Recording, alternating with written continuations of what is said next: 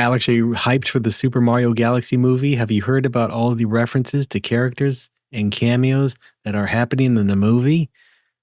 Hang on, wait. I'm going to take those two questions in sequence. No and no. There's Star Fox McCloud. There's Birdo. There's Glorbo. There's Gibbo. Bibbo. Goomba 1. Goomba 2. Right. Joomba. Floomba. Salmon Max. And an octopus. What's the name of the octopus? Taco Jones? No, that would confuse the audience. That would confuse anybody who's not Japanese, which is saying, what? He's not Mexican food. Yeah, I guess. Was there ever an octopus in a Mario game that wasn't a boss in Mario Sunshine? Well, I can give you the octopus in Game & Watch Gallery in the remake of whatever that was. One of the Game & Watch games. Oh, I think it was actually called Octopus. Oh, okay. Does that count? Well, it has Mario in it. Hang on, sound plant just crashed. Game & Watch Gallery on Game Boy. Just a sec. Sound plant crashed. You play Mario as a little deep sea diver. Raymond, my soundboard has crashed and you're still talking about Mario Octopi. Sorry, what happened?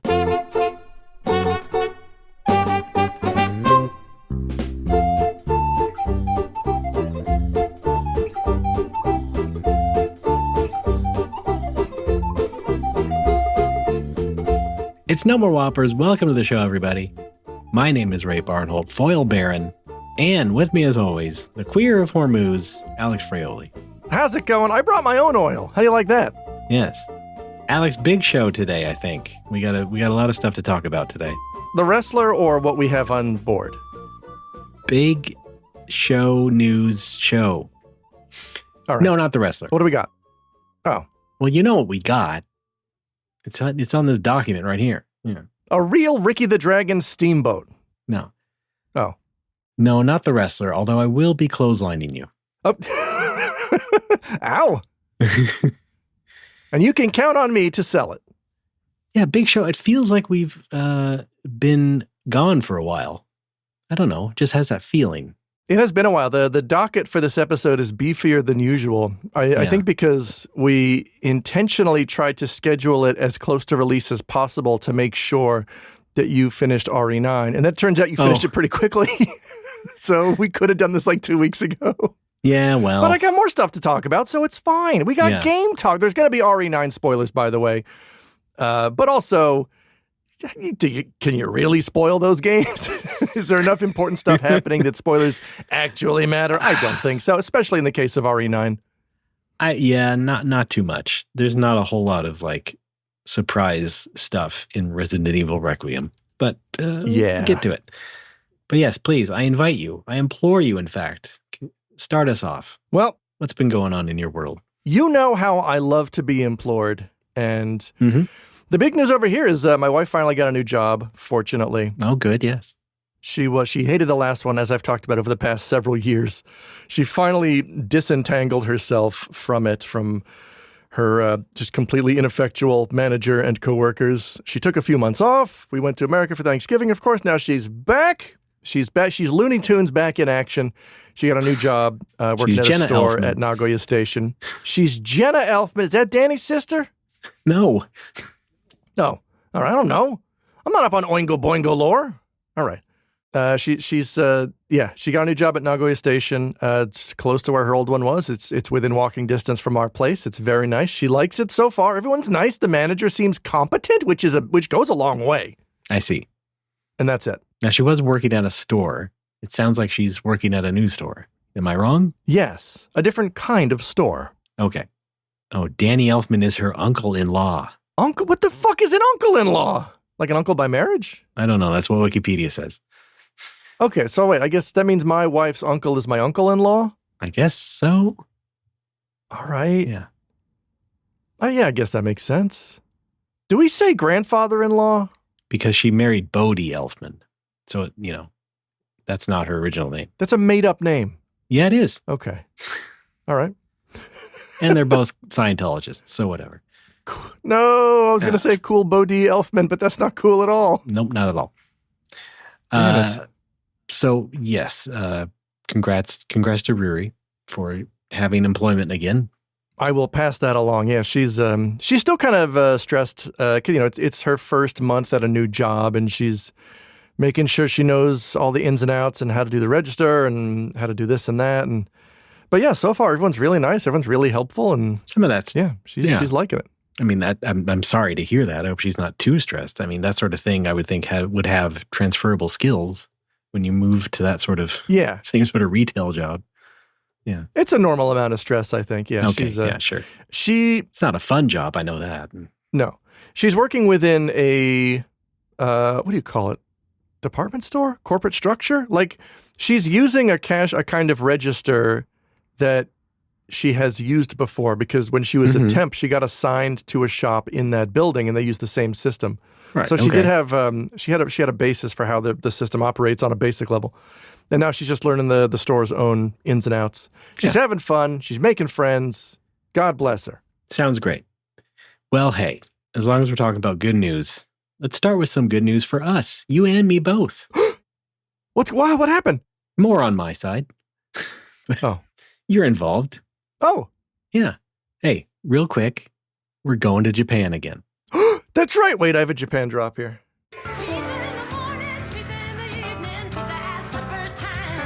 Okay.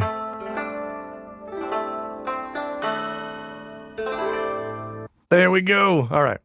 Yes, thank you as always, Alex. But we're doing another summer trip.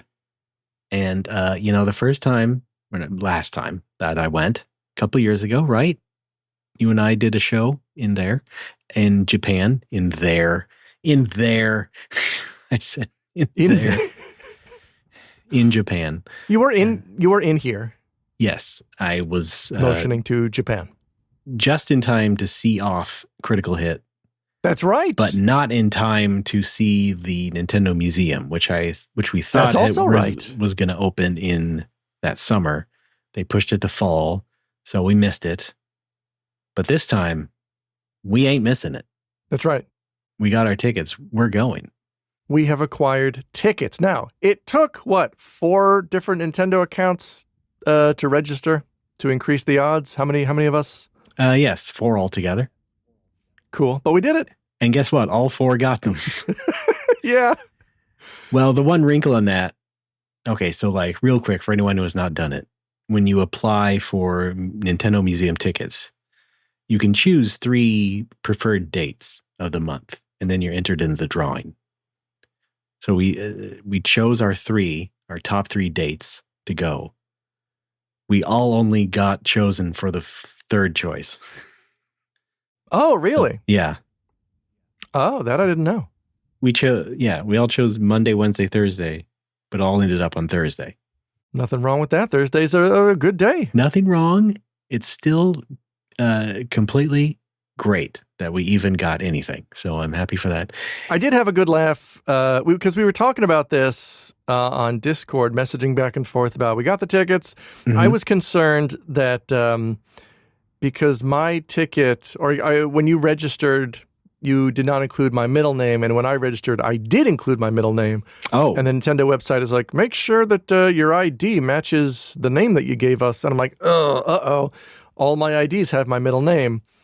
And then I'm like, it probably doesn't matter. As long as the first and the last name match, it's probably fine. And then you showed me a thing on the website that's like, foreign guests, only a passport will be accepted as ID. If I may, the exact text says, a passport is the only accepted form of ID for non-Japanese nationals. That's right. That's fun.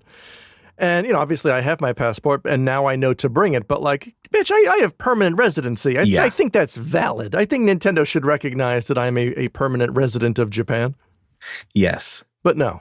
That was also kind of another wrinkly thing is that, I had tried to apply with my Japanese Nintendo account, but it was asking me for a Japanese phone number and stuff. Whereas any other account from any other country was not asking me for any of that Japanese residential stuff. Yeah. So I was just like, okay, well, I better not risk that one. I'll just stick with what I have. And so that's a frustration that I deal with a lot. And like when you try to do something from Japan or with a Japanese account, it makes the assumption that you are Japanese because, let's say 99% of the time you probably are. But like what I hate is when websites detect your IP as being from Japan and immediately dump you into the Japanese one. And I'm like, no, I know you haven't. You're an American company. I know you have an English website. Just show it to me. Yeah, Stop funneling me to .com/JP. Googaloo. Yeah, no, I mean, so I didn't go through with that because I didn't want to risk the fact that like, oh, they must think I'm Japanese and therefore might ask me for a Japanese ID, even though. Oh, boy. I'm not actually Japanese. I just have a Japanese Nintendo account. No, I don't think they would because you can have a Japanese Nintendo account without proving that you're a Japanese citizen. Yeah, no, I get that part. But the fact that the form was asking me for extra information, that it was not for my American account, kind of spooked me. Oh, so yeah. I was just like, no thanks. Huh. Well, it's neither here nor there because we got the tickets and you are coming with us. We're going. That's right. You're going to stuff me in your backpack. I'm going to peek out like a little Pomeranian. That's right. Yes. We're going to spend a day in Kyoto, having fun. Now, the thing is that our itinerary overall, me and the family, not exactly including Nagoya this time. So this Kyoto trip might be the only time I'll really hang out with you. Oh, man. Well, yeah, I mean, what's in Nagoya? There's not much here now that the bar's closed. What is there to visit? There's Monkey Park. It's not in the city. They wouldn't let monkeys in the city. It's a danger. Well, yeah. You can go to Legoland again. I guess. It's so expensive, though. Well, hey, it was worth it last time. Was it? The kid loved it. All right, well. Well, yeah, and then there's Alex in Nagoya, so that's a plus. Yeah, I'm here. But yeah. I guess otherwise, yes, perhaps. I don't know. But yeah. So we're actually going to be going to Hokkaido. Oh, fun. Oh, you're doing the Boku 3 reality tour. No, I just like Hokkaido. And so I've been meaning to go for a long, long time. It is nice. I've never been, but I'd love to go. We're not going to do the full exploratory thing, but we're at least going to be in the big city. Are you going to check out the Snow and Ice Museum? Maybe check out the big farms. Like they got the lavender farms out east. Oh, now, okay. See, again, it sounds like you're doing the Boku 3 reality tour. Well, there's no lavender farm in the game. No, but you are planning to ride down a hill on a piece of cardboard. There's a normal farm. There's an uncle farm in the game. That's right. I forgot it's called Uncle Farm. Yeah. This is my mother's brother farm. Great. My farm-in-law? It has nothing to do with Bokunasu, though. It's more like Hokkaido is more spiritually similar to where I grew up. Yeah, that's true. Like climate-wise and all that stuff. And so I've been drawn to it for that reason. And so I think spring, summer is a good time to go because you're not going to freeze yourself dead. Yeah, exactly. And even, in Washington where I'm from, summer is not the worst possible time of year to go. So. Oh, yeah. You'll also be escaping the heat down here. Yeah. Which was the working title of The Air Up There. Yeah. So first half will be in Hokkaido, a little bit in Tokyo. I think we'll go to the Sky Tree and then to Kyoto to see Alex and Mario. Yes. And then we're going to see Yamauchi's original teeth. Very excited. Those tinted glasses he always wore. Oh, yeah. What was up with those? Oh, they're just old man glasses. You know how it is. I guess. Yeah, who's the Japanese celebrity on TV with, like, he's clearly 80, but he's got jet black hair and dark sunglasses and horrifically white teeth that no natural person has? I don't know. Sunglasses? I don't know. Anybody else who lives in Japan knows immediately who I'm talking about, and I cannot pull his name. Yeah, he's been a Terebi Tarento for decades, and I can't remember his name. I'm sure I've seen him before, but yeah, I wouldn't know his name. Every time I see him, I'm like, no part of you is real. Are you wearing the glasses because you don't have your real eyes anymore? What's going on? It's like every time I see Yuji Horii, who is 72, and we'll talk about later, he's also got the jet black hair. Like, you're not fooling anybody. What are you doing? It's not 1989 anymore. I know that's not real. Well, at first I thought you meant that hardworking game show host guy, Mino Monta. I don't know who that is. But he died last year. Oh. Yeah, he was like the Japanese Regis Philbin. In fact, he hosted Quiz Dollar Millionaire.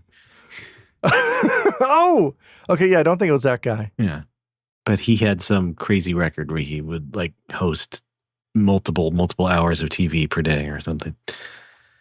Yeah. Anyway, he was everywhere until last year. So yes, I'm very excited now that the Nintendo Museum part of this is locked in. Cool. And now we just have to pray that we still have jet fuel by June and that the world... Oh, yeah. I hope you've booked your tickets already. Yes. Good. Well, the tickets are one thing. What do you mean? The ability to travel at all is another. Oh, right. Yeah. So, yes. Looking forward to it. We're actually going to go to the museum a few days after my birthday. So it'll be a late birthday gift. Oh, fun. Yeah. That's right. Hang on. Your birthday is in my Google Calendar.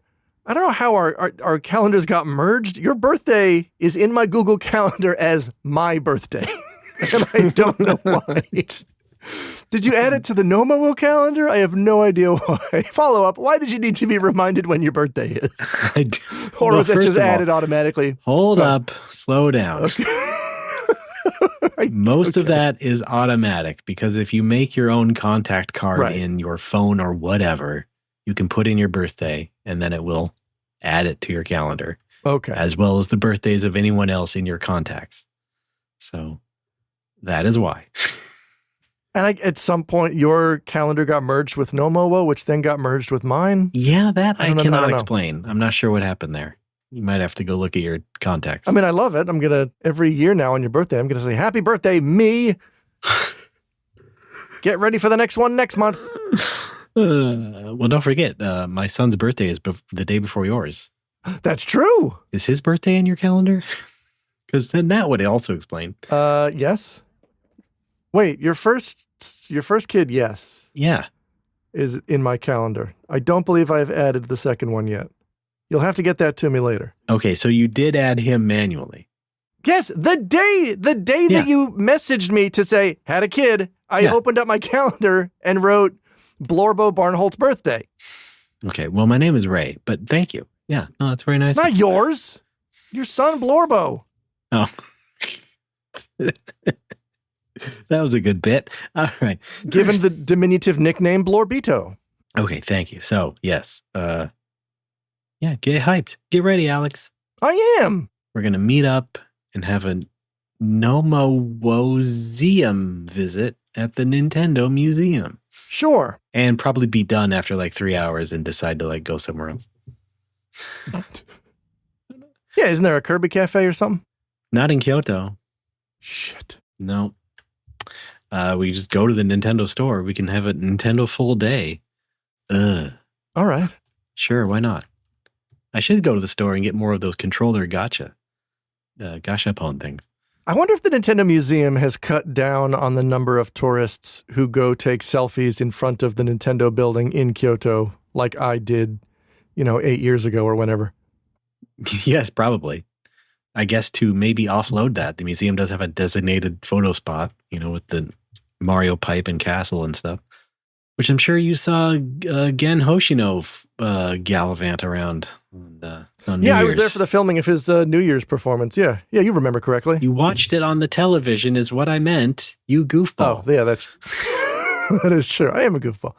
I remember back when I was a student, I went to visit our pal Ethan Stockton when he was living in Kyoto, and I remember he pointed out the Nintendo building to me on the train as we passed by it. Uh-huh. And he would go on to become the king of Nintendo. That's right. Yeah. The king of all games. That's right. The king of cartoons. That's a Pee Wee Herman. You could say he's Jumpman. Not me, however. I loved Krusty. Okay, next up. Okay. I've got a new edition of Snack Food Newsy. not Snack Food Copy. Okay. This is Snack Food Newsy. We have. Wait, is this based on the Christian Bale film Newsies? Why do you have to ask that every single time? Wait, have I asked that before? I'm pretty sure you did last time. Okay, well, I guess I'm predictable, huh? It's so predictable. And you are creatively bankrupt. And so... Damn it! Oh, come on, man. It's not like I'm using AI to write my stuff. An AI that's only listened to our show and then can only feed back things that have already been said on the show. Oh, man. Yes, you are Alex.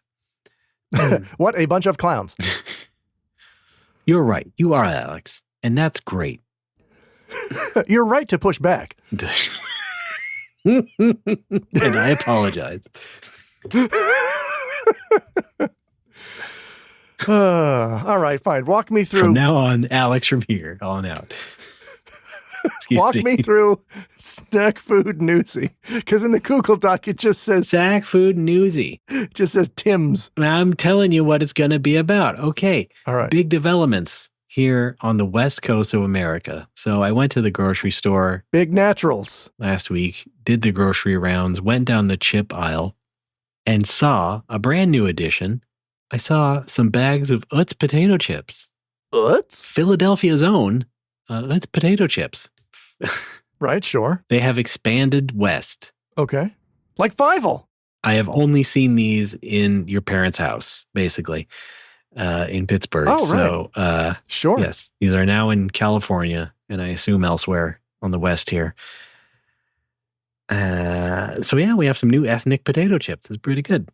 Now, I was, of course, compelled to buy them, and so I got a bag. And I'm here to tell you, everybody who's not from Pittsburgh and already has voluminous knowledge of Utz potato chips, they are potato chips. All right. Wait. They're pretty normal. They're pretty normal chips, all told.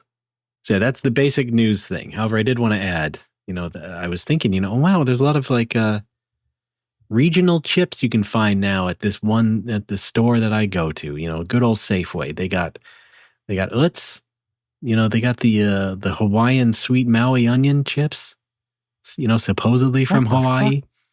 And then they got Tim's Cascade, which is from my neck of the woods. Tim's Cascade potato chips, many varied flavors, kind of a crunchier chip than the Utz. The Utz was just very light, very Lay's-like potato chips from them.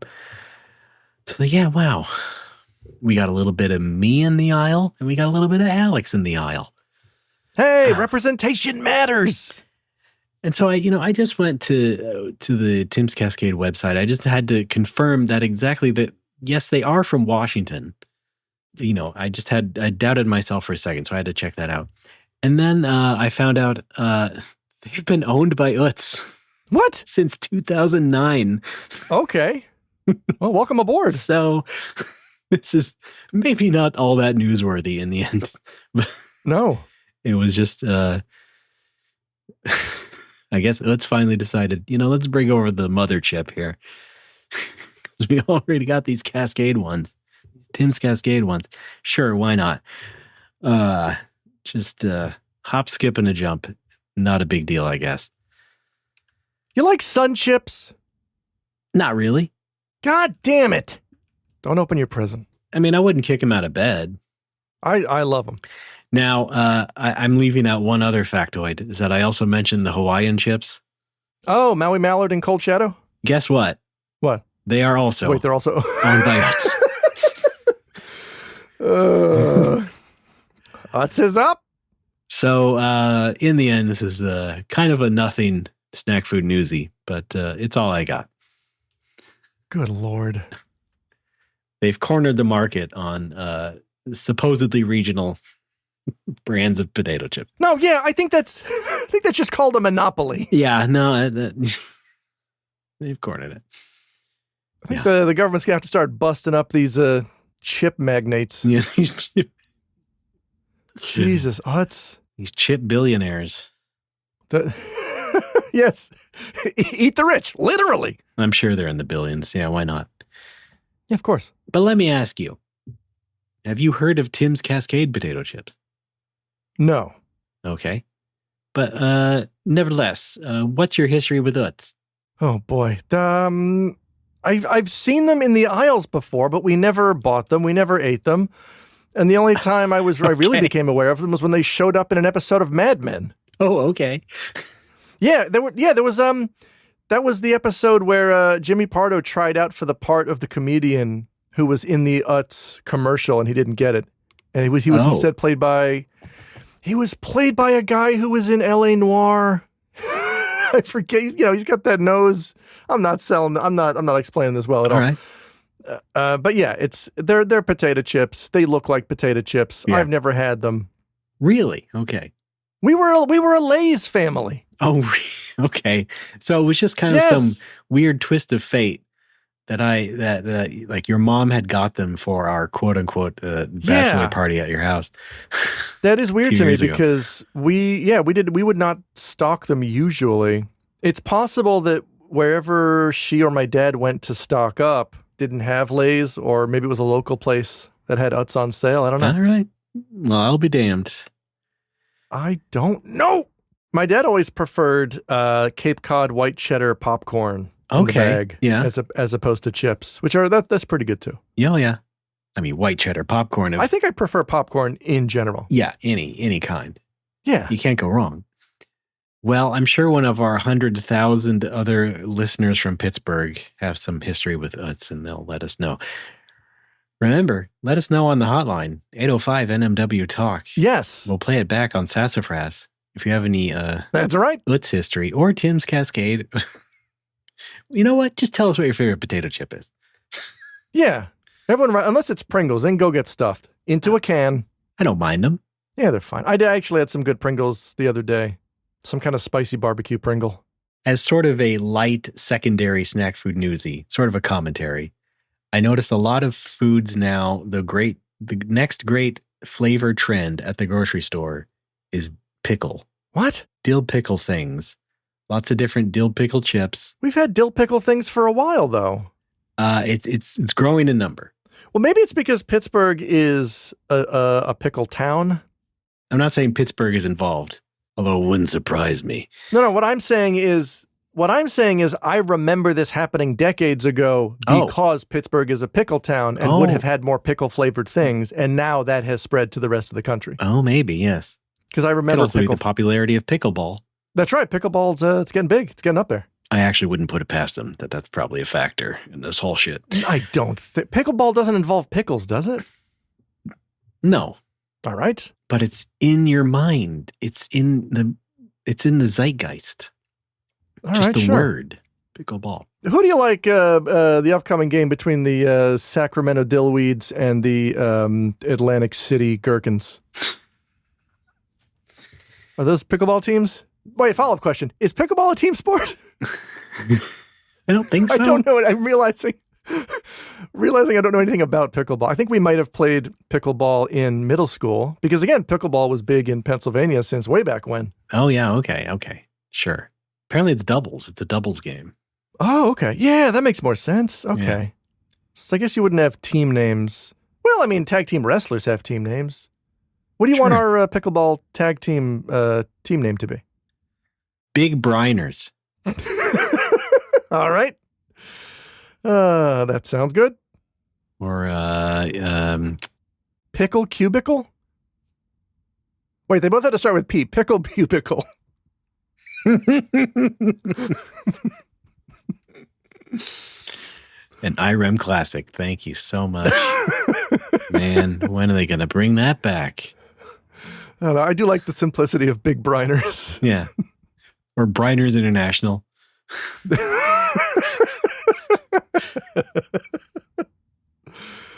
Oh, fun. All right. I'm wrapping that up. I'm wrapping that segment up. Well, thank you. Thank you for Snack Food Newsy. I do appreciate it. We have a lot of game talk this month because we played what seems like 1,000 video games. Well, you for sure. Yeah, I mean, Steam sales certainly help with that.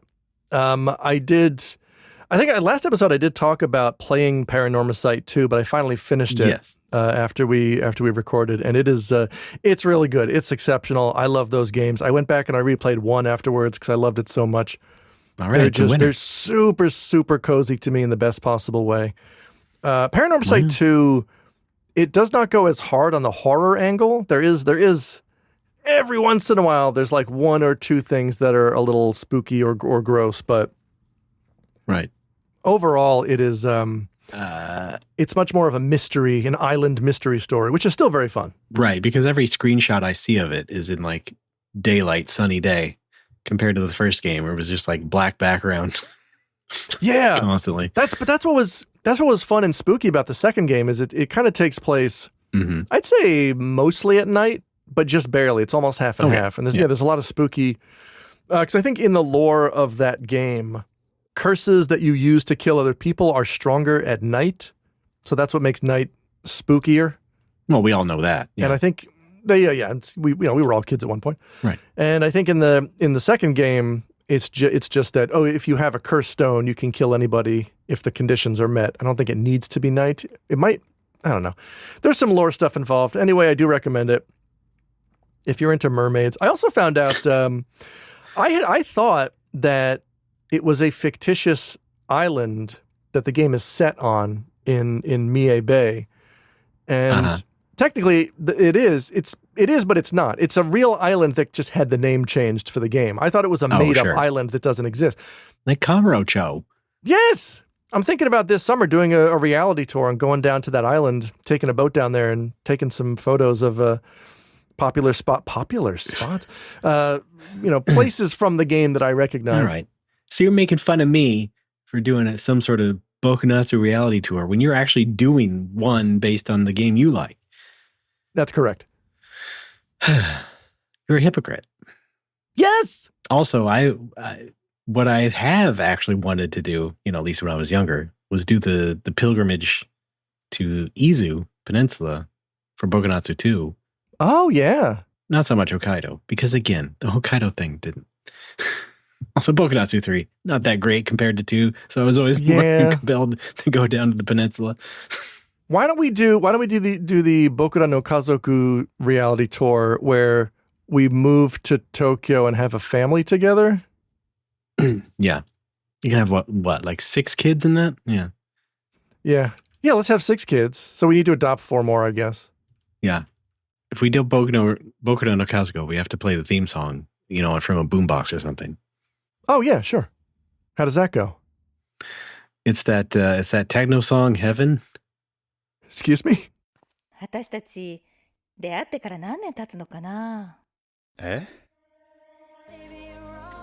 小学校だろ？中学だろ？高校、大学。こんなに長い付き合いになるなんて。ひどいわ。I've also been trying to make a trip out to Ibaraki because originally, before I was making a visual novel, I wanted to make an RPG, and the RPG was based on a legend that is from that area. Oh, yeah, I remember that. And I'd planned to take a train out to Ibaraki and just hang out on the beach, get some photographs, and then everyone I talked to about this is like, you don't want to go there. It's like, there's nothing there. I'm like, yeah, I'm not going for tourism. It's scouting. It's location. Yes. It's scouting. Geez. How about you make a video game?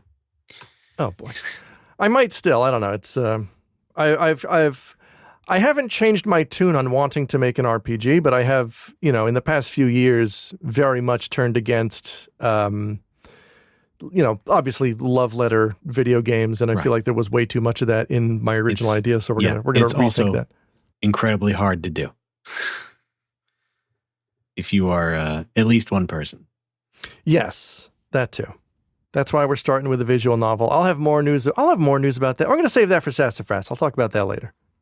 All right. We're making progress, actual progress. Oh, really? And in the spirit of getting to know the genre better, I started playing a few more visual novels after Paranormasight 2. On Steam sale, somebody on the Discord recommended there's two ways to pronounce this, and one is super weeb and one is not weeb enough. So I'm just going to do both. Okay. In Japanese, it's called hira hira hihiru. And then I suppose in English you would just call it hira hira hihiru, which there's no way to say that without sounding like an idiot. Fooly cooly. There's no way to say that there's no way to say that without sounding like, do you want to go for sushi? They've got unagi. Let's go check it out. Can you use chopsticks? There's no way to say it without sounding like that. I've been playing Mount Fuji lately. Yeah, I've been screaming at it. So No, what the fuck? No, this is no. I'm just going to call it Triple H. Nothing else uses that name, so this is easy to understand. Hey, that's pretty good. No, that's good. I love it. It's fascinating to me because it's exactly what I want and it's not what I was expecting. And maybe those two things are related. It is because the hook is like, I thought at first it was like a horror game because the hook is people are coming back from the dead. The opening scene of the game is a funeral where this young woman's corpse just gets up out of the coffin during the funeral and freaks everybody out. And I'm like, oh, it's spooky. Sounds like a horror thing. Yeah, right? And it turns out it's very much not that, at least so far. I think I'm like 5 or 6 hours in, and it's very much just like, they call it aerodema, which I guess is just another word for zombism. If people who have been diagnosed with zombism face, a lot of challenges living in society because they're discriminated against, and it's almost like that's the focus of the story. Is there's a character who is a doctor who tries to treat this affliction, and there's another character you go through from his perspective as like his mom was one of these things, and one of his best friends is one of these things, and they're not really zombies until it gets really advanced. Like they can still talk and hang out. Okay. And it's not a horror game at all. There is some horrific imagery. Like you're talking to a person who might look like a zombie, but they're being very genial with you or, trying to understand you. And they're not trying to eat your brains, I guess. My dinner was zombie. I'm on board completely because it's something I've never seen before. And every time I play one of these things, I always get this nagging doubt like, wow, this is awesome. Wait, is it just ripping off something else that I should have played first? I feel that a lot when I run into original ideas, and I got to stop thinking that way because why do you think that way?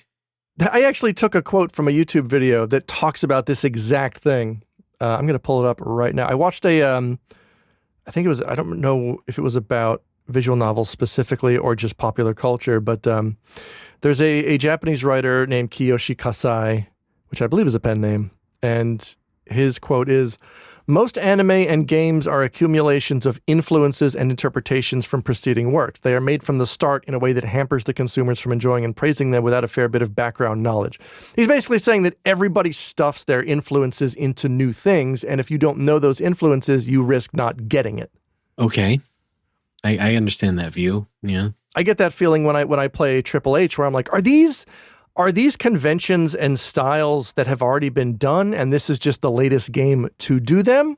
Or is this a completely original thing? Like I can't discern because I don't know the history of the developer. I don't know what else they've done. I don't know what influenced them.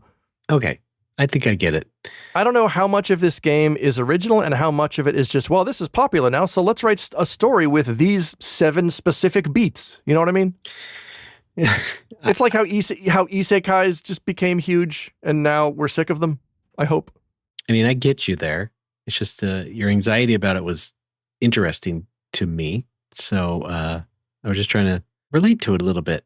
I think, with these sort of like visual novels and adventure games, like there probably is a lot of influence that comes from, decades of other games that we just have no knowledge of, especially stuff I would say from like the PC 88-98 era, those PC games that we just never experienced and have huge gaps of knowledge about.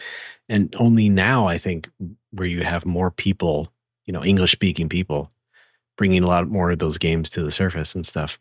Oh yeah. So, yeah. I have tons of knowledge gaps when it comes to those things.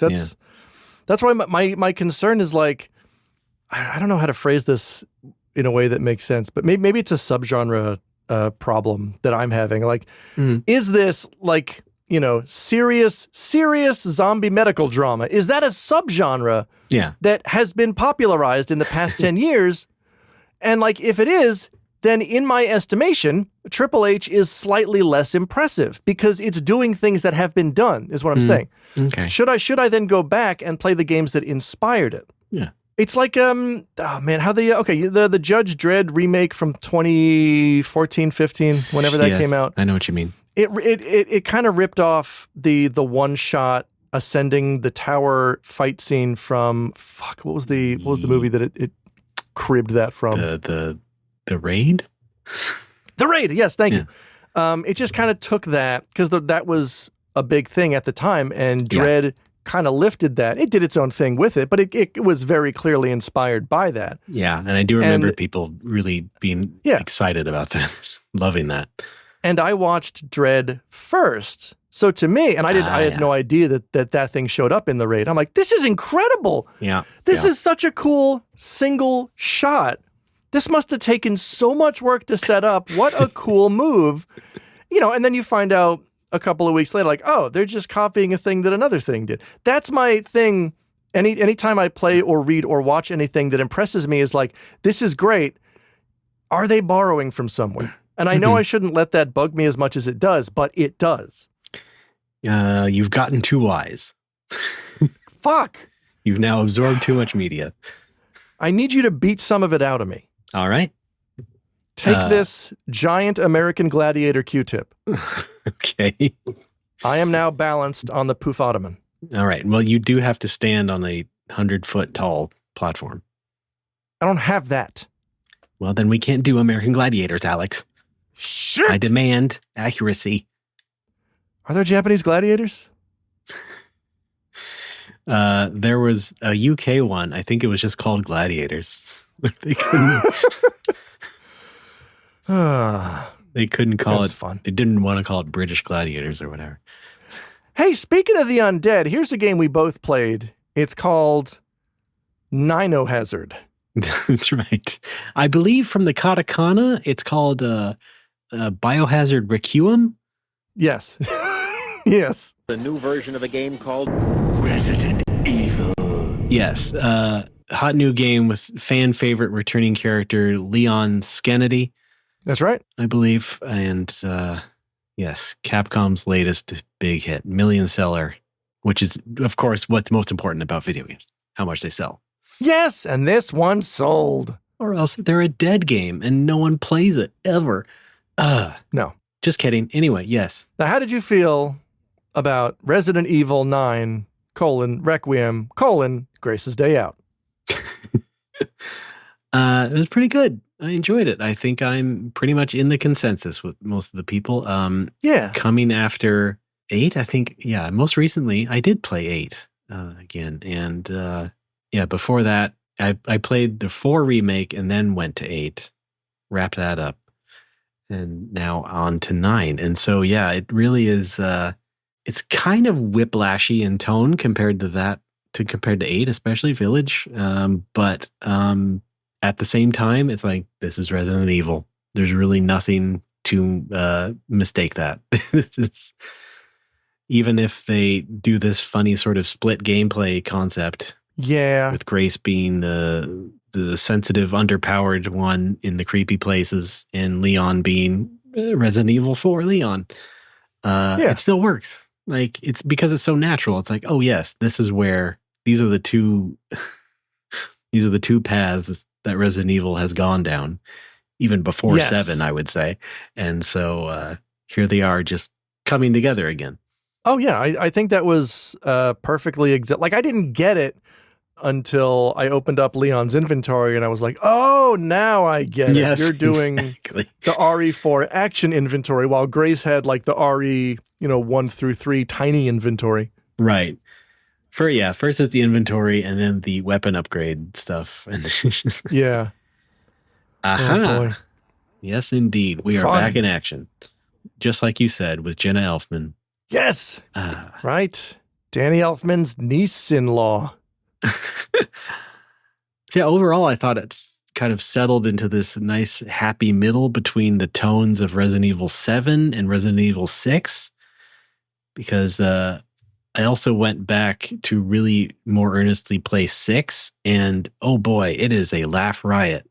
But it was definitely what had to happen to give us 7, and 7, which is just like super creepy filth land.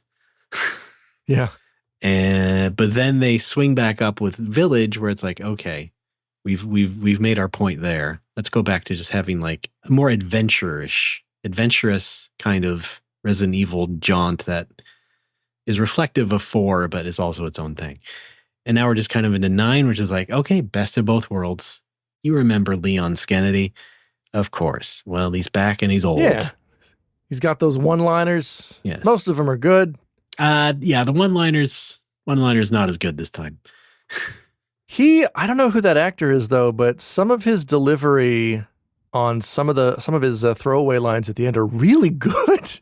Yes. There's the acting is good. When you run into a liquor, the first time you take down a liquor at the end of the game as Leon, he says, "Haven't changed much, have you?" But he does it in such a ragged, breathy way that you really feel that, like, Jesus, this guy has been beat to shit, and he also remembers what it's like to fight these things, and he's exhausted. And that's like the perfect line reading of it. It's so good. I played through the game maybe 5 or 6 times. And every time I looked forward to that line because it's so Leon to me. Well, yeah. Haven't changed much, have you? Well, it's also not much of a quip compared to what Leon has been known for. So I like the other. That's why I liked it. Like the early one, I think I did a second opinion. Just like most of those fell flat. I think that's why that tiny throwaway line was the most impactful one to me, because he's letting the crack show in his stoic Leon demeanor where, you're supposed to be a smartass right up until you die. And here he is like, oh, fucking hell. Yeah, you're right. It's great. The acting, pretty good. Now, I don't know if I come down in the same place as you, RE, get it? RE, the game balancing. RE. The action and the horror parts. I almost felt like I would rather have had just 2 games. I think at the end of the day, it's fine. It's fun. I don't mind it at all. It's not like Grace's parts still have a lot of action. Yeah. They just also have like, Resident Evil puzzles, which are like, you have a diamond and there's a diamond shaped slot. What do you do?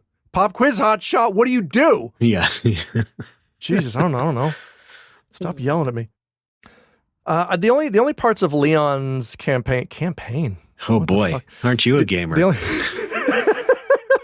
I think it's because we were talking about RE6 and people do refer to those stories as like Leon's campaign. 6 for sure. 6 was definitely trying to be that. Yeah. That's the only part of 6 I played was Leon's campaign. I think that's why I have a favorable view of 6 because that's all I know about it. Is just my fun himbo action at the beginning. The only part of Leon's scenario, I like that word much better, is the quote unquote Call of Duty shit. Yeah. And the first time it was just zombies. It was just, here's some special ops zombies who happen to have been zombified while holding their guns. All right, you got to put up with stray gunfire. Yeah. Oh, also, these zombies over here are firing mortars at you with pinpoint accuracy. All right, cool. Yeah, that was really when like my amusement with the game just turned into like laughter. It's like, what the fuck are we doing? This thing just keeps going. Yeah, they kept pushing the envelope a bit. One of my least favorite things in any video game is being hit by shit that you cannot see. Yeah. And that's what that rooftop segment is for the first half of it. It's just, where are you? Yeah, exactly. All right, let's see if I can find you. Take cover. Yeah. And I ended up getting past it. I was like, all right, that's not so bad. And then the last area of the game, they throw actual Call of Duty shit at you where it's non-zombified special ops dudes who are just trying to take you down. And I'm like, this is not the video game that I signed up for. The reason I like Resident Evil is because zombies are slow. If a monster is fast, it still behaves like a monster. It still behaves like an animal. These are just dudes who just hunt you down and then shoot you to death. And that's not why I'm playing these fucking games. Yeah. The worst of it came after you take down the 4 guys. And by the way, I got very good since I fucking hate that part where the 4 guys swarm the room after you see them on the monitor, in the last area. I hated that segment so much. I'm like, I wonder if I can just throw a double grenade the instant before they spawn into the room and kill them all. And sure enough, you can. Yeah, and that's how I dealt with that. That's how I dealt with them every subsequent playthrough. Yeah, I think that's kind of the thing. It's like, yeah, it looks like Call of Duty shit, but it can still be gamed pretty easily in a Resident Evil way. Well, that part can. The part after that is the part that really clinched it for me in terms of being not fun. Okay. And after the 4 guys, you go through another room where there's dudes shooting at you, and you got to take cover and shoot at them. And you do that. And you climb up and you go over a walkway, and then there's dudes shooting at you. I have no idea where they are. I cannot see them. They can see me. They can shoot me. I have no idea where the fuck they are. I cannot see them or shoot them. It is the most infuriating shit. I have to like run over there to like activate them and then run all the way back across the area so that they show themselves, and then I take cover. I get it. And fortunately, when they take cover, their guns clip through the model of the thing they're hiding behind, so you know where they are, which helps a lot. Yeah. And then it also helps that you can shoot, you can Hans Gruber a liquor out of its capsule, and it will deal with most of them. Yeah. If you just put one bullet in the liquor capsule before the swarm of dudes comes in, they will focus their attention on it, and you can just throw a grenade right in the middle of everybody, and that takes care of that. That's clever. Most of the times I was shrieking, "What is this Call of Duty shit?" Yeah. Ultimately, I do agree with you. I don't think we need that sort of stuff all the time in Resident Evil, but it is more fun to be the Call of Duty guy. And I'm referring to like the end segment of Village where you get to do that. Oh, right. That was, I mean, that was kind of a nice topper because Chris is himself kind of a cartoon. So like it feels natural to be doing that. Yeah. But even then, even when Chris is doing it, it's still wolfmen, and giant mushrooms. It's not It's not actual operatives. I did like the fight with Honk. I thought was kind of a fun boss fight. Yeah. Now wait a minute. Is it really supposed to be Honk? Because they don't say. They do not say, right. He's not called Honk in the game, but like just looks a lot like him and sounds a bit like him. Yeah, he's just called the Commander. Yeah. He seems to have a history with Leon. I'd like to assume it's Honk. Yeah, right. That's what I mean. Like everything he says, which is not much, but like you can tell like, okay, yeah, there's something going on there. And even after the fight, when Leon is talking to Sherry after the fight, he's like, ran into a real tough son of a bitch. And she's like, well, coming from you, that's quite the compliment. That's my Sherry. What do you think? Very, very bad. Oh, shit. But yeah, I think because they're calling back to, like they're making a big deal out of him because I think they're, trying to imply that it is Honk. Yeah, right. Well, there is that tofu Easter egg. I know that. I saw tofu at RPD, and I even shot him once. And then, I don't know, I guess I was expecting a trophy to pop up. Did it? I don't remember. I did get all the trophies, by the way. Yeah. And here is where, like, we diverge because we both started playing Resident Evil when it first came out, I believe. And so, yes. The only difference is that you kept up with it, and I did not. It did not appeal to me at first. I took a break. I didn't play 6 when it was current. I took a break after 5 because I was disappointed like a lot of people. Right. But if we go from like 1 to 9, you have definitely played them all more seriously than I have. More or less. Let's just say in an objective sense, you are a bigger fan than I am. So, sure. I did have a Resident Evil lighter, a Zippo lighter, if you remember. I brought it to E3. And so I have never... Back when I was smoking. But I of course, I've grown to like the games a lot since then. I sort of got over myself and enjoyed them for what they were. At the same time, I still could never get to the point where I was like, oh, I want to replay that 8 more times and do this faster and get everything. But that's also me generally. Like, I'm just not that sort of game playing person. Well, here's the thing. I think there's 2 different categories when it comes to Resident Evil difficulty stuff. And if you're talking about speed and speed running, I'm more comfortable with that because that was one of the trophies was beat the game in under 4 hours. For the record, I'm just saying speed and stuff as an example because there's still people who just like replaying it and being really good at it. Yeah. Well, that's the thing is that the speed aspect to it is it does not require you to technically be good at the game. It just requires you to memorize where to go and when, what to bring. And that I like. Like, I like planning a route. I like having a checklist of things to do. I like pausing the game because the clock stops when you pause, and you can be like, all right, I'm in this hall. I need to take the crank up here. I am 10 minutes ahead of schedule. Let's do it. That's fun. I don't mind doing that. Right. And so like I've been playing the original RE2 on PC, and it's the version with like everything unlocked. And so it has like the EX battle mode. And so I was trying that out, and I was like, oh, I see. It starts you at the very end, and you have to work your way back to the beginning part of the game. And I'm like, oh, someone with intimate knowledge should be playing this. Or at least, have a better memory of where everything is in RE2 before they play EX Battle. And I was like, okay. Yeah, that's some other day. Okay, that's a good example of the other kind of Resident Evil content, which is what I call get good content, which is not what I'm good at. Here's the thing. You can platinum RE9 easily because it doesn't really have any get good content. Okay. It's the hardest thing is maybe running it in under 4 hours. Resident Evil 8, I still have not beaten the hardest difficulty because I'm stuck on the Heisenberg fight because it makes you do it in that stupid tank. Oh yeah. And even after playing RE9, I'm like, I want to see if I want to go back and try Village of Shadows difficulty on RE8, and I get to the Heisenberg fight, and I'm like, oh right, this bullshit, and I just put it down again. Yeah. There's a get good threshold, and once I reach it, I'm like, this isn't fun anymore. It's like it's my whole thing with FromSoft. It's like, memorize these wind-up animations by dying to them 1,000 times. No! Why would I? No! Okay. Memorize this, raise middle finger. It's just not the kind of thing that I'm into. RE9's, I want to say RE9's trophies, achievements are maybe too easy. There's nothing there that really challenged me. Right. Now, that doesn't mean there were not a couple of moments in Insanity difficulty that made me frustrated. My wife can attest there, through the walls, she probably heard me scream multiple times, "What do you mean? What do you mean? What do you mean?" Oh, like Jennifer Lawrence on Hot Ones? The Jennifer Lawrence meme? I don't like her. You don't like her? Not a fan.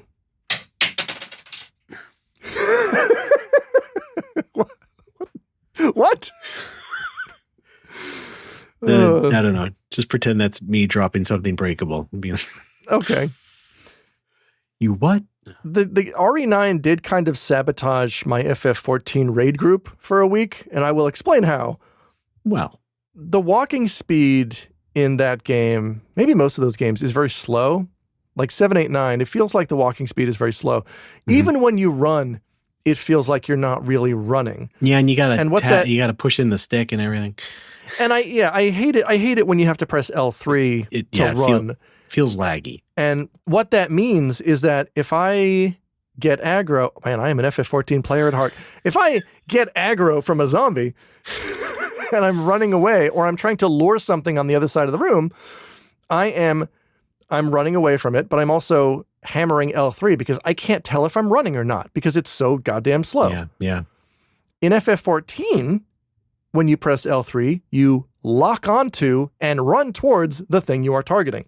Yes. What that means is that I'm fighting a boss in 14 and I need to run to my spot to avoid an attack. And my brain is like, you got to get there. You got to get there faster. Oh, right. Push L3. And I push L3 as if I'm playing Resident Evil 9.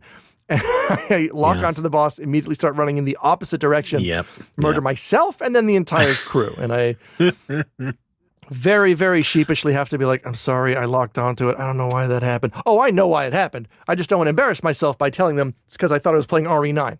Oh, boy. So it really did sabotage it. Here, I thought you just meant something cute, like, oh, it sabotaged my time or whatever. No. No, okay. No, I was... Yeah.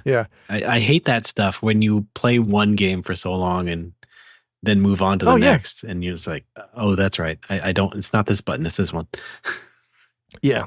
That happens. I almost mentioned this in my latest YouTube video because it was tangentially related to time and possibly time travel. But like, if you are ever playing a retro game on an emulator and you're abusing rewind and fast forward, which I do a lot, especially rewind. Like if you're trying to get footage for a game or you're just trying to see an ending, you might use rewind to do that. And then once after that, you go to play a modern game and you die and you press whatever you have mapped as rewind, and you're like, oh, right, I can't. Or you just wish you had can't do it. that. Yeah. Like, can I just, or at least, or fast forward too? Like, can I frame skip this shit? Oh boy. Yeah, and I think it's also funny because the confusion stuff in general, because every controller now on every console is the same amount of buttons, main buttons. Yeah. And so many games have a lot of shared controls for actions, but it's, not 100%. And so every game you move on to will have that one difference in like the running or whatever, or the menu button, for example. It's just like, shit, yes, that's not what I meant to press. Yeah. But RE9, big recommend. If you want to read my backlogged review, check me out. I'm Bird Club 2000. I think I gave it 3.5 stars. It's I like it. I still like 8 the best. I feel like 9 really started at. I feel like that. Yeah. I'm basically going to summarize my review here. I thought the first half of the game was pretty much flawless. I love the setup. I love that that center, the hospital where Grace wakes up. I love that whole bit. I love running from the girl, Leon stuff, and I like that you have the option of. And I didn't realize this until my second playthrough. Like, you can leave items for the other character. Yeah, I heard that. Yeah.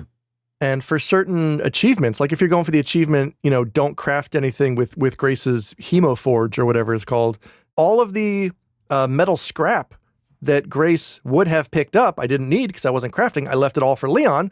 That meant Leon could then blow through his part of the game with just a limitless supply of shotgun shells and grenades. It was really fun. Yeah. Likewise with, herbs, handgun bullets, and the like. Well, that's nice. But my other big complaint was the last area. Like, the actual gameplay of the last area is fine. It's fun. There's some cool stealth sections with liquors and whatnot. There's, Leon comes in to bust heads. But, like, it's still another underground lab area. And, like, we've done that 1,000 times. You could have done anything else, but you did another lab. Yeah. I agree with you. It's like, I've kind of seen this before and I expected something a little bit different. Yeah. On the positive side, though, you know what I did like? That they did not spend a lot of time or space on the police station. Yes, it was perfect. It was the perfect length. Yeah. It was just respectful enough. Yes. For you to be like, oh yeah. I was very happy that it's a quick in and out. Yeah. Maybe 15, 20 minutes. It's really nice. Right, exactly. Just the nice amount of respectful time, move the game on. Yeah, it's like it's the opposite of FF7 Remake and Rebirth. Oh, God. We're going to blow this out completely. Yes. We're going to add mini games. We're going to do all this. It's like, no, this is, you know what this is. Yeah. We don't need to play around here too long. I compared it to revisiting Shadow Moses Island at the end of MGS4, where it's like, okay, God. You're not here super long, but it feels earned. It feels like you used this wisely. I mean, I haven't played MGS4 in a very long time, but I don't remember that taking a super long time. You'll get your chance in August. Oh, boy. I'm not doing that. I might. No. No, you're right. And we also have our withered old hero coming back. Yes. In Requiem. That's right. We have Leon crawling through that microwave hallway. That did remind me of MGS4. It kind of did, yeah, because he was out of it. It wasn't the exact same thing, but it was so similar in the way that it's just like him just being beaten down or just like about to kick it, but not really. Did you also just instinctively, without even thinking about it, get the best ending first because it seems very obvious? I did instinctively, but since I was also playing it with my wife, I just kind of hesitated for fun. I was just like, what should we do? What do you think? But no, we were both attentive and listened to the cutscenes beforehand. Yes. Yeah, it very much becomes apparent that you're not supposed to do the thing you think you're supposed to do. You're supposed to do the opposite, and that's how you get the best ending, because what other challenge would there be? I did go back the same right after that and load the save and do the bad ending and had a good laugh. Oh, yeah. No, it just made me feel sad. No, it's funny. I didn't think it was funny. It's funny in how sad it is, like the absurdity of it. You're mean. No, it's just absurd is what I'm really trying to say. Just It is kind of absurd. I mean, the whole game is absurd, and that's partially the fun of it. Yeah. But in general, to go back to the sort of like playthroughs and difficulty stuff, like I do like Resident Evil, but I still don't like a lot of the labor of it. Like the prospect of replaying it so soon after finishing it, in any of them, rather, not just Requiem. Oh. Just like, I don't want to go through this whole hotel thing, apartments again with Grace and do the whole build up all over again. I did. And then 9 was the first game where I wasn't excited about that because I don't remember 7, but one of the reasons I love 8 is because 8 gives you a very straightforward New Game Plus. You can start again. Oh, sure. Here's all the shit that you had. Here's every weapon. Yeah. And I like that right. because you can then use those to start unlocking things faster. And 9 kind of does that because Leon gets to keep stuff. And 4. Yeah. Leon keeps some stuff in the item box. Anything you unlock stays there. And I basically used that to, as quickly as possible, unlock infinite ammo. Because I knew that every other achievement was going to be contingent on having infinite ammo. And it really is. And it makes the game really fun on subsequent playthroughs. Yeah, I agree for sure. But like I said, just like the labor parts of it, of just like the actual traversal. I don't mind that. I'm just weird about it. I don't think it's labor from having fun playing a game. But also, like I mentioned, like EX Battle and stuff like that. I like Mercenaries. Yeah. See, I don't, because to me, that's get good content. That's like achievement unlocked. Got a total score of 80,000 on level 4 of Mercenaries. I'm not interested in that shit in any way. That's not what I'm playing these games for. Well, yeah, me neither, really. I'm just playing it for like casual fun, really. I'm not like trying to be good at it. But in terms of like a change of pace from the rest of the main game, it's like, yeah, okay, sure. I don't know. What's the DLC for 9 going to be? No idea. People, of course, only have wild theories at this point. Something from the Licker's perspective. Of course, should we talk about who Leon might be married to? What?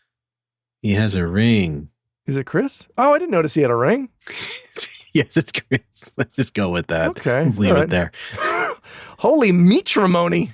Look at these giant men. Now, apparently, in one of the ending sequences or something, you can see him pull something on his finger and people think that's a ring. And then the director made a comment, on social media or some public forum where it's like, yeah, no, don't worry. All will be revealed. Leon does have a place to come home to. Okay. Okay. Oh boy. All right. And then I was like, well, considering what Street Fighter 6 just down the hall did with Alex. Oh, no. Yeah. That's sure fun. There's no question now. There's a wide open possibility for Leon to be married to Sherry, who he met when she was 12. Yeah. Sure, why not? Oh, no. Yeah. It's okay. We don't have to talk about Alex. That Alex. Moving on, folks. That was Resident Evil 9. Positive stuff. Yes. Get it today. It's on the machine that you have. That took a while. Why don't we take a quick break? I have a little bit more game talk. Yeah. But I also need to get water, and my head is pounding. That's not great. Let's BRB. Okay. Ow, my head. I'm RB. I gotta get water. You're RB!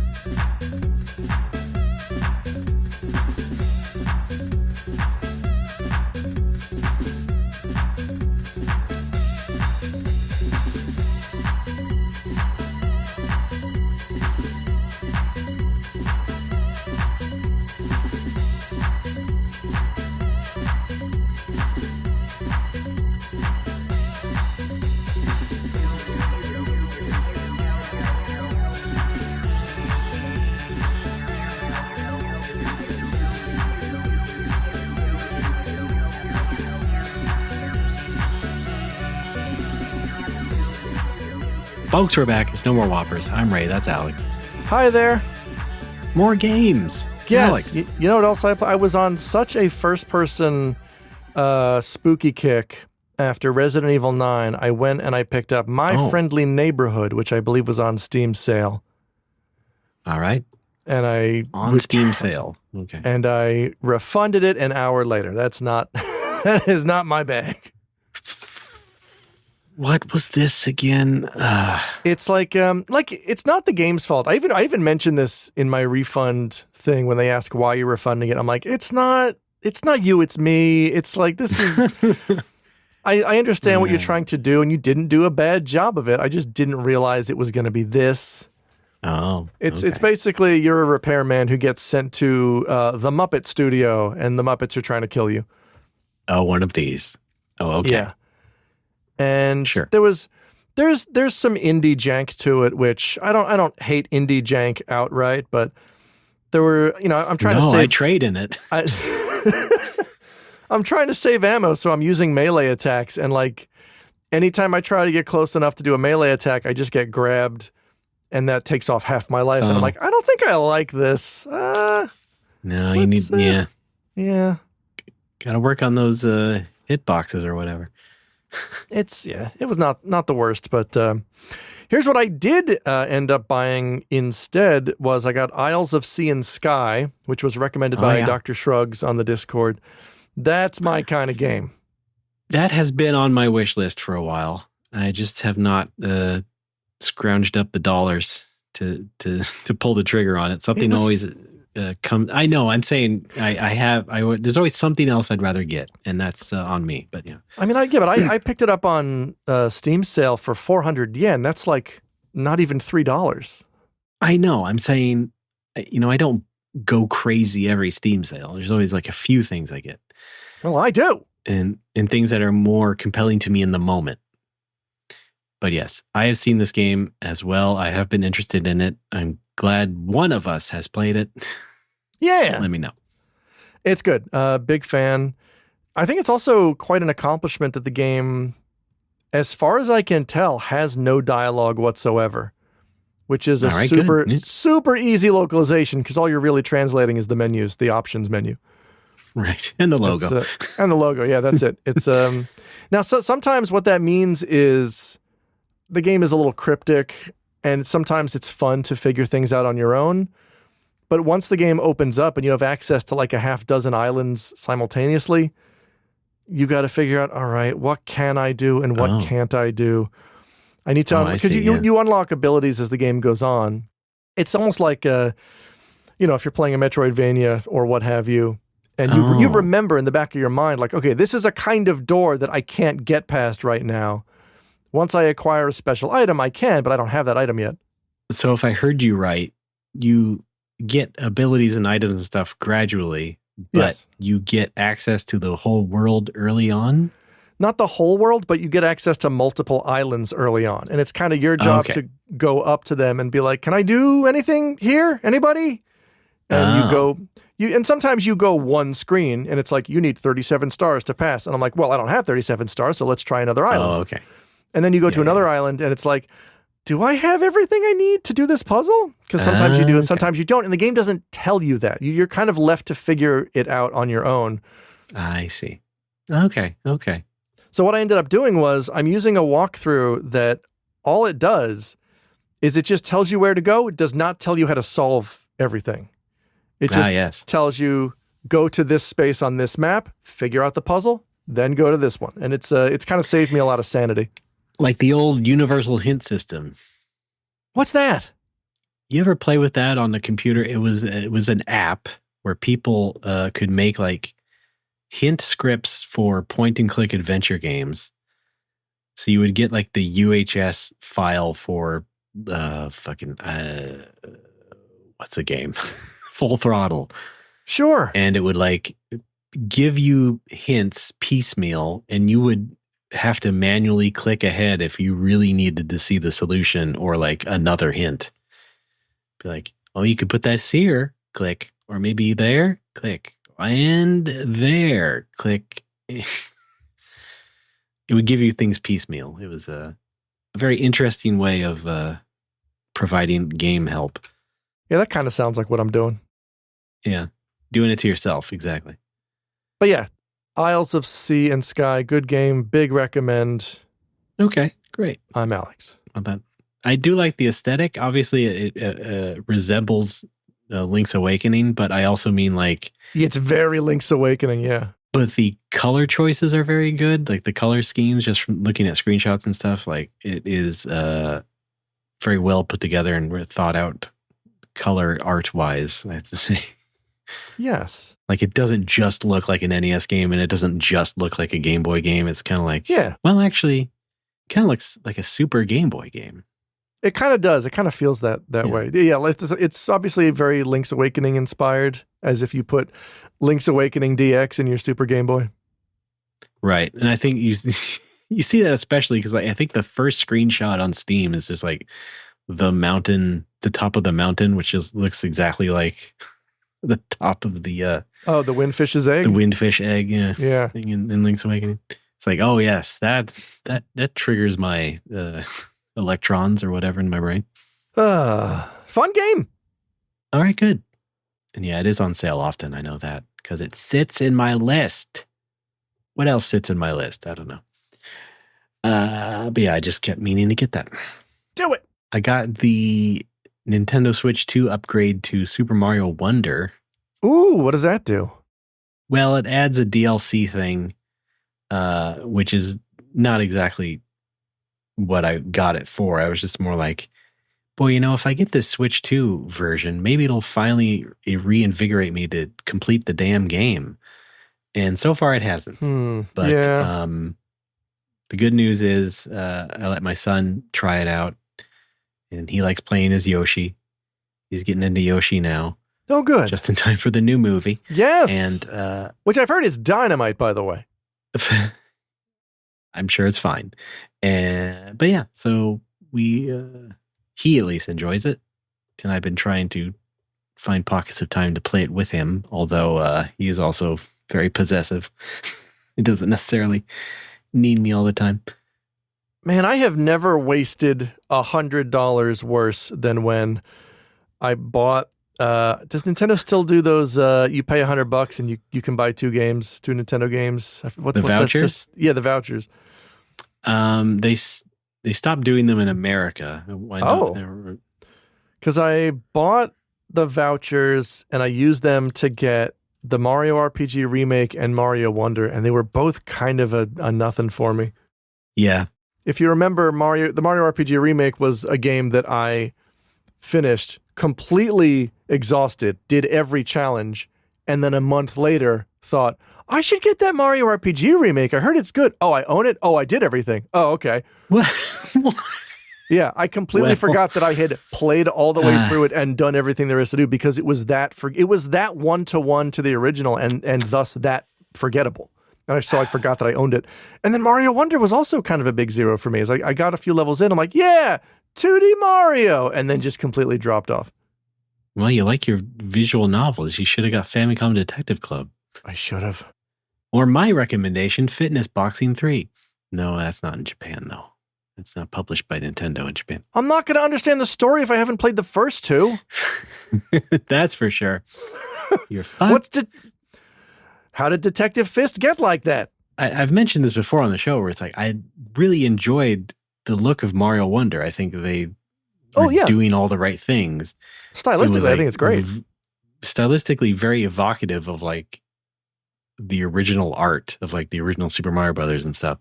And they did good game design things, like got rid of the timer finally. Yes. There's no timers in the stages and stuff like that. But I just couldn't stick with it. And I was like, I thought I was a big Mario fan. I must be turning 40. Yeah. I think the thing that repelled me from it eventually was the fact that I play Mario and I like Mario because of its simplicity. It's always just you run and you jump and there's a handful of power-ups. And then Mario Wonder's like, well, what if there was like dozens of different power-ups and they all had like one specific use and you got to pick the right one for this level? I'm like, that's not fun and I don't like to do that. Well, most of that was optional, though. The badges you're talking about? I mean, yes, they're quote unquote optional, but every once in a while there are parts where you have to use them if you're trying to collect everything or you're trying to do everything. And like, I get that if you're a kid, it doesn't matter. Kids are just trying to have fun and play around and they're going to use a power up that they like. And that's fun. That's cool. Kids can enjoy that. I am not a kid. I like to try to get everything I can out of a level and out of a game. And in a game like Mario Wonder that has so many options, it means I'm like following a guide exhaustively till, all right, now use this power up to get this. Okay. And that's not as fun to me as traditional Mario, which is just run, jump, handful of power ups. You can figure the rest out yourself. I do agree. It is weird to have a Mario game with a loadout. Yeah, geez. I get that, but it's not that big of a deal to me. But anyway, we mentioned the new movie coming out. And we're recording this before I go take my son on Sunday to go see it. He is 3 years old. It will be his first going to a movie theater experience. And so Cool. I am fully prepared to walk out within 30 minutes. Oh, no. For whatever emotional reason. Because I'm sure he might not be able to deal with No, I some think of the you're ready imagery. for I it. don't. Oh, him. I think so. Thanks, Alec. But yeah. As far as like how the actual movie content will go, yeah, I've heard it's like a bit more vapid than the first one. I don't like at this point. Who cares? Like you It's know a what you're kid's getting movie, into. Yeah. Yeah. Like I understand trashing it completely if you are a professional movie critic and that's just kind of your job to do that sort of thing. What I don't like is that it then influences all of the other randos on the internet to just be as vitriolic for really no reason other than the fact that they just want something to be 100% how they want it in their head. And the confirmation bias just goes crazy among a huge amount of people, based in part also on the fact that there is just like, clickbaity people on social media posting, their own rage bait and stuff like that. And that is just the kind of terrible world we live in right now. But if you actually go and see the movie, I'm sure it'll be fine. It's not going to be super offensive. And I'm sorry if you thought that Nintendo should have this entire time been making a movie with Studio Ghibli or whoever Oh boy. to make your perfect Super Mario film. I'm sorry, but they're going to go the way that makes the most sense for them business-wise. Yeah, that's fine. Now, this may date when we are recording this, but my major curiosity about this movie is there going to be any repercussion from that Charlie Day interview from, I think, yesterday? Did you see that? I did see the rage bait clip about this. Yeah. I didn't think it was rage bait. I thought it was just funny. I loved it. Okay, rage bait, wrong word. Let's just say sensationalist headline about it, yes. Okay. Yeah, so if folks haven't seen it, there was it looked like it was Italian media was asking Charlie Day a question about, because he plays Luigi, and the guy's question was... that part I missed. I didn't know it was Italian media. Yeah, that makes it even better. The guy was like, who's your favorite American Luigi in recent American history? And Charlie Day just goes, oh yeah, Luigi Mangione. What a fucking leading question. Oh my God. But also a great answer. Hey, who's your favorite American Luigi who shot someone recently? Any candidates? I mean, the chef at that place was angry, but I don't think he'd hurt anybody. Good Lord. The Mario Brothers. So very curious to see if anything comes of this, or if Nintendo or the studio just completely choose to ignore it. I guess it all depends on what the backlash is, but still very funny to me. I mean, it's been a day. The movie's already out. It's made its billions already, even in 24 hours. I don't think much is going to come out of it. I also think you could very easily lean into like, oh, that's just Charlie Day's brand of humor. You've seen him on Always Sunny. Sure. I think that they could brush it off that way.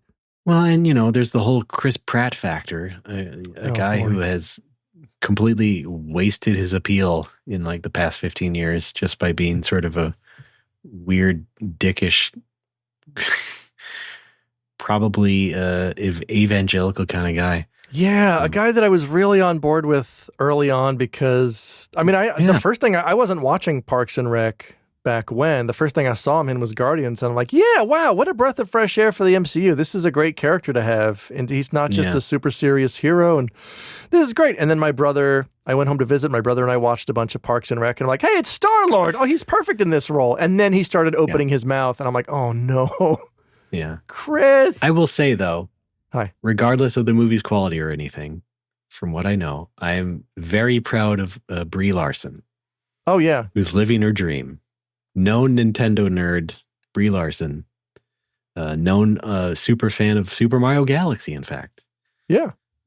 Gets to be Rosalina in that. And so she seems completely smitten with that opportunity, as she should be. Yeah, now hang on.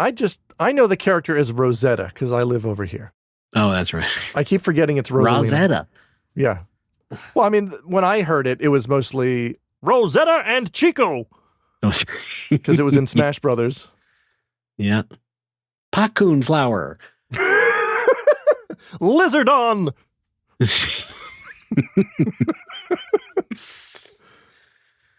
I love the Smash Brothers Brawl announcer, Seattle legend Pat Cashman. Oh, really? Yeah. Seattle comedy legend. Yes, indeed. Well, as long as we're here, let's just watch the trailer. They're brothers. They're plumbers. Mario! Luigi! They're on the trail of a kidnapped princess. Wait, hang on. Yeah, right. Was that the Mario Galaxy trailer? Yeah, that's right. Okay. Here's the one they aired on the Today Show.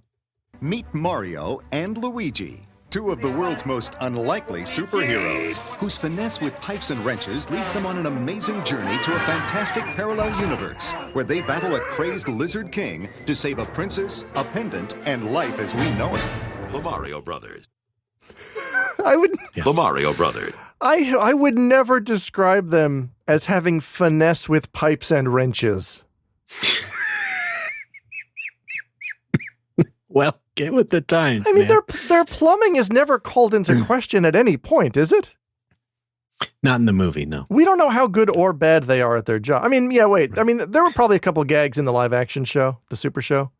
Sure, yes. Well, yeah, more so in that than any of them, yeah. That's the Mario Brothers. You gotta love them. I don't love them all of the time. There's some other video game. Sorry, just you saying that reminded me of one other thing. Okay. My son also found his way to booting up Mario Party Superstars and trying to play it by himself to no avail. But he did find out how to choose Yoshi and play parts of it. And then there was one screen in that game, and he points to the screen and he goes, "Look at that, Mario," and it's Wario. Like, no, that's Wario. I cannot teach him Wario yet. He will not. I'm Bathtub Mario. The W is not entering his head. He's just he's not yet getting that. He's doing House of Marios. Yeah. Oh man. So that's fun. cute. That's great. Wonder if he'll show up in the movie. There's supposed to be 2 post-credit sequences. I imagine that's a good opportunity for that. Well, we'll talk about it next month on the show. That's right. Shall we move on? Can you believe there's even more video game news? This time The new version related of a game called Dragon Quest. There we go. This time from the elderly. I recently put out a YouTube video where I played a clip of Yuji Horii, and I was really trying hard to give him the benefit of the doubt. And I was trying to make a case. You might have to go back and do that. I might have to go back and make a new edit of the video. I was trying to give him the benefit of the doubt and say, look, he's 72, but like he's still there. Like he knows what he's doing. I don't think that anymore. Because he keeps opening his mouth and saying the dumbest shit. And well, to frame it, first of all, you're talking about the fact that he was like letting slip some stuff that was maybe about a Chrono Trigger remake. Oh, not just that. Yeah. Not just that. But he's gotten in trouble before for letting leaking information. Yeah, accidentally. letting other things slip. Yeah. Yeah, and like in fairness, it was partially Torishima who said it. Torishima said, "Well, there's something else coming out, huh?" And that's when Horii immediately goes like, "No, we can't talk about that." Right. What I was really talking about in the video was that when he forgets who Lavos is, he forgets that Lavos is the last boss of Chrono Trigger. And my point in the video was, I wasn't saying he's old and forgetful. I'm saying I don't think he really cares about the game anymore. He's worried about other things. He's worried about DQ12. He's worried about other projects that are going on. That's why he would say that. And now I'm starting to think, no, maybe his brain is scrambled. Yeah, no. It's like Lavo's saying, yeah, that's right. I did the Iggy. Oh, I'm going to talk about Iggy later. Yeah, thank you for reminding me. Yeah. The IGI.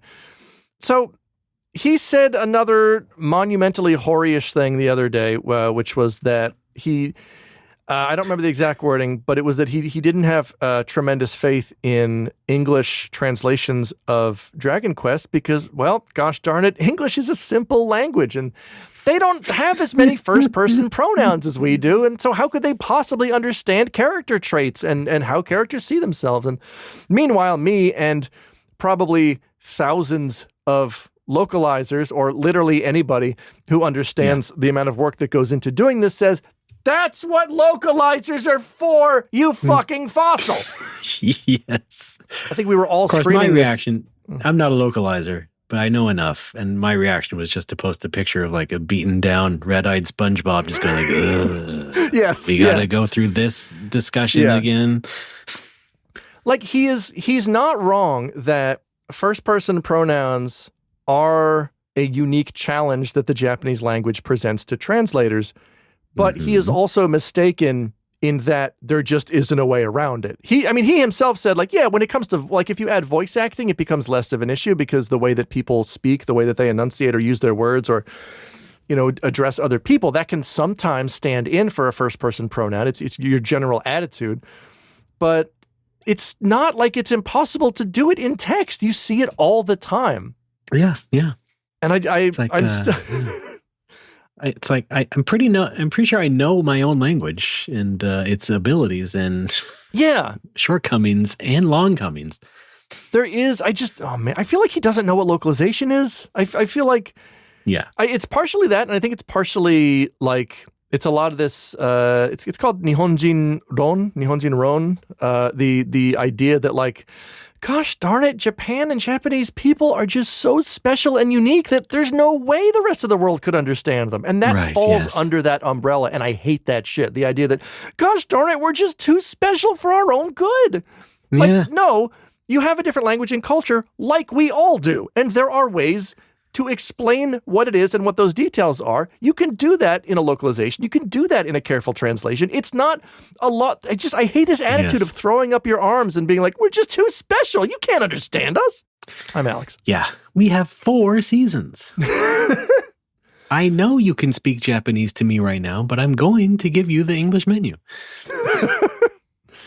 I don't even get angry at that anymore. That was one of my big sticking points as a young weeb in Japan. But I'm just doing the greatest hits.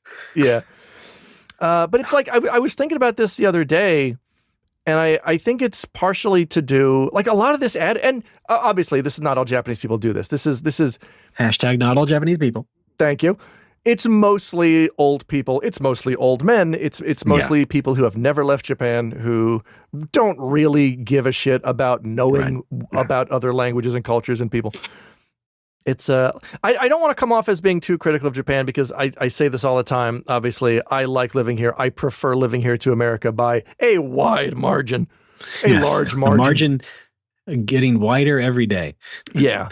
There's a lot of things that Japanese society, I think, nails and gets right, and that's why I feel comfortable here, and I appreciate a lot of the effort that Japanese society puts into getting those things right, and it's why I will continue to live here. However, anti-foreigner sentiment is on the rise thanks to social media and the last election, although the campaigns that went on. There's still vans outside on the corners shouting, "Get rid of foreigners," and I'm just kind of like, well, no. Once again, I'm coming there in June with my family. We're going to Kyoto. Oh, no. The former capital. We're going to be tourists because we like Nintendo. Great. At least I'm not going to mess with any sakura trees, though. Okay. No. Do you think around Nintendo HQ they planted any sakurai trees? All right. I promise I'm not going to trample any grasses I shouldn't be. Thank you. I made a special grass patch for you to trample. It's over there. Yes, the tourist park. It's like a dog park. They made it just for the tourists to go be fucking assholes in. Oh god damn Hey, it. give it a shot. I feel like there's a general attitude among a lot, and this is not unique to Japan, but there's a general attitude among a lot of closed-minded people that gosh darn it, I'm so glad I was born here, because who knows what my life would have been like otherwise. That's the point. You don't know what your life would have been like otherwise. There is, specifically when we get into talking about Japan, there's this point of view that Japan is another planet.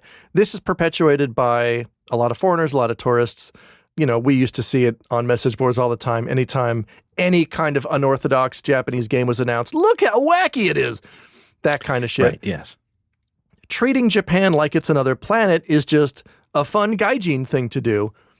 And I don't think it's good, but I think it's especially dangerous when Japan starts to do it. And I think that's the issue for me is when I came here, I wasted my effort trying to tell my Japanese friends, hey, Japan's not another planet, you know, it's another country. It's like you can still relate with other countries and cultures, and you know, you don't have to lock your culture behind this exclusive door that only you understand. Like with enough study and cultural immersion, like people can understand your culture. And that argument, I realize now, is pointless. You have to allow Japan to believe that it is its own planet called Japan. And that's where perspectives like Hori's come from. This idea that, like, gosh darn it, I really wish you could get us, but you just never will. Yeah, yeah. It's so offensively closed-minded and bizarre to me to think that, well, I was born here and I grew up knowing every in and out of the culture. That means you never can. And maybe it means I never can in the exact way that you do, but it doesn't mean that I can't read a book, talk to a native, learn about the things that you're talking about, and then convey them to other people in my own way. You can do that because anybody can do that. It's the most basic example is I hate to come back to it, but like using chopsticks. Anybody can do it if you it's a thing you can learn. It's a skill you can learn if you pick up a couple of sticks. It's not a unique thing that only Japan can do. Yeah, exactly. Spoilers, a lot of Asia does it. Yeah, you're right. Yeah. You know? Of course, Japan thinks they're not part of Asia either. There's also that, there's... yeah. Asia is Southeast Asia. Yeah, Asia. Ajiake is just, it is a kind of food. It's basically all Asian food minus Japan. And culture and whatnot. Now, that whole story, though, with Hori here and the localization thing in particular, it does remind me, not exactly the same thing, but I remember with Metal Gear Solid and Kojima, and this is also all hearsay and conjecture. I don't even know who first said this, but there was that talk going around that Kojima didn't like the localization of Metal Gear Solid 1. Oh, yeah. Forgoing the fact that he could probably not understand one word of it. Yes. And that then led him to, I guess, supposedly exert more control or oversight over the localization of 2. And that is why Metal Gear Solid 2, on top of not being nearly as well written, just doesn't also sound as good. Like, yeah. Because Jeremy Blaustein wasn't involved. Blaustein, excuse me. And he was trying to write it like a Tom Clancy movie, you know, or some other sorts of spy or espionage thriller type of thing. Yeah. With a gruffy voiced secret agent who is, you know, not entirely serious. And that's why it works so well. And they veered away from that in 2.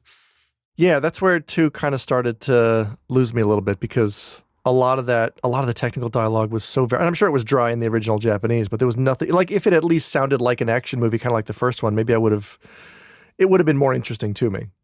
Yeah. And you think, well, gosh, I don't think it's isolated to Yuji Horii in Dragon Quest. I think no, yes. there's probably many more examples of that happening. I'm glad you brought that up, because that was the thing that I was shrieking to myself when Horii is saying this. I'm like, you don't speak English, though. Yeah. Your knowledge of English starts and ends with good smell, good curry. That's why you think English is so simple. Because the English that is presented to you, a consumer in Japan, is necessarily simple, you idiot. Yeah. That's not what English is. I'm yelling at nobody, but you understand. You know how my brain works. Yes, good. God fucking damn it. And the premium malts. Good stuff. The premium malts, yes. God damn it. Oh, right. Or no blank, no life. That's right. Now, yes, Mel Blanc, no life. Now, Farm it. This is not the end of Yuji Horii saying stupid shit this month because we still have, there was an announcement that Square Enix was inserting an AI-powered NPC into Dragon Quest X, a slime that you can chat with. Yes. And it'll just tell you where to go and what to do. And this news was accompanied by a quote that was misattributed to Horii that said, AI is the future of games. I'm excited to see where it goes in 3 to 5 years. This was actually a quote by Gary Busey from Google. He was some guy from Google. Yeah, right. But not Horii. Not Horii. But Horii did have a similar quote in the same article, which was, I'm really hoping to use AI to create dialogue for NPCs who are in your party so they can say things during battle. Yes. Of course. Yeah. And that was kind of like that combined with the English comment made me sit up and be like, all right, we need to reevaluate Horii at this juncture. This is not a guy I don't think that is making things that are for me anymore. I think it might be time to bow out. I don't want to say anything so dramatic as I'm quitting Dragon Quest or DQ is canceled. I mean, there were probably plenty of reasons to do that already, but I'm now firmly, I don't think in the demographic anymore. I mean, if this is the guy that's heading it up. Nevertheless, it's been quite a ride these past 5 years after Dragon Quest XII was announced and having it not be released. 5 years! To have the hype pretty much diluted to nothing at this point. Yeah, it's nothing. Because like Horii is now like the last man standing as far as like the main creatives responsible for Dragon Quest. Yeah. The legendary ones that we know, those figureheads. Yeah. He's just kind of flopping around.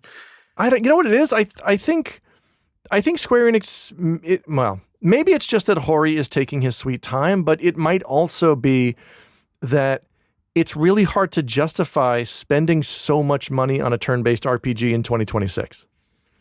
Yeah. Now that Final Fantasy has gone full action has kind of taken over as the dominant genre.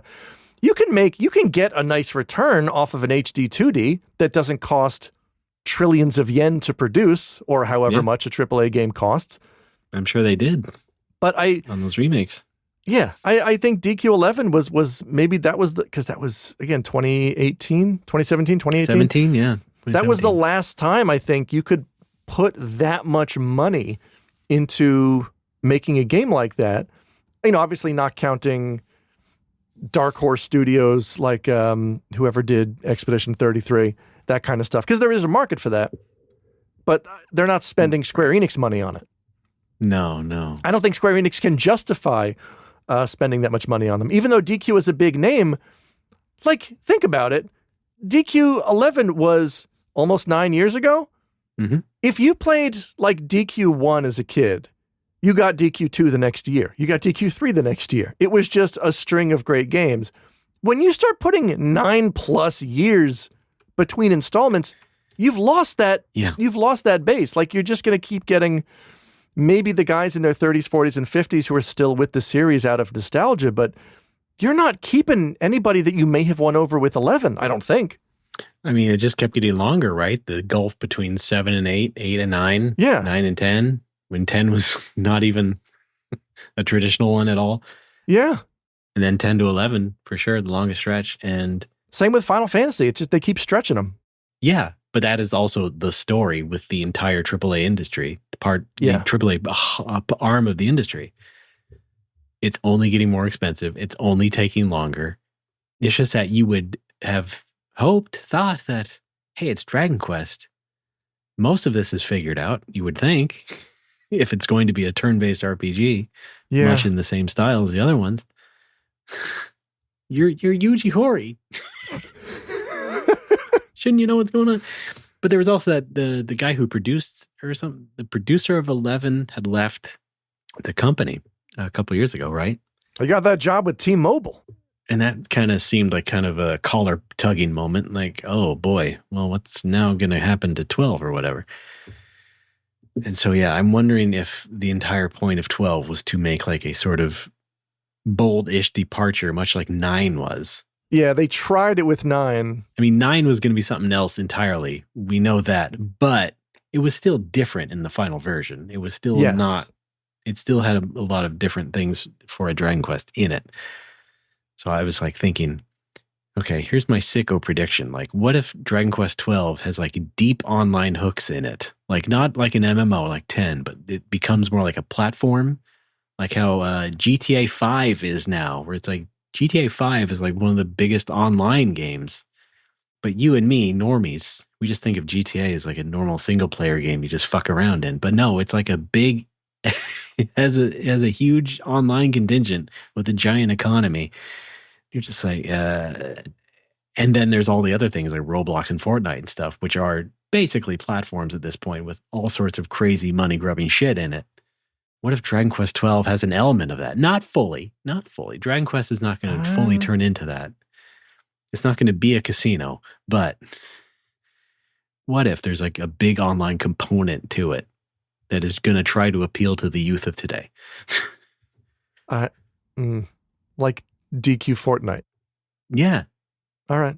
Whatever. I was about to say, like, if they kept it too traditional and tried to give that some online component, it would be eating into DQ10, I would think.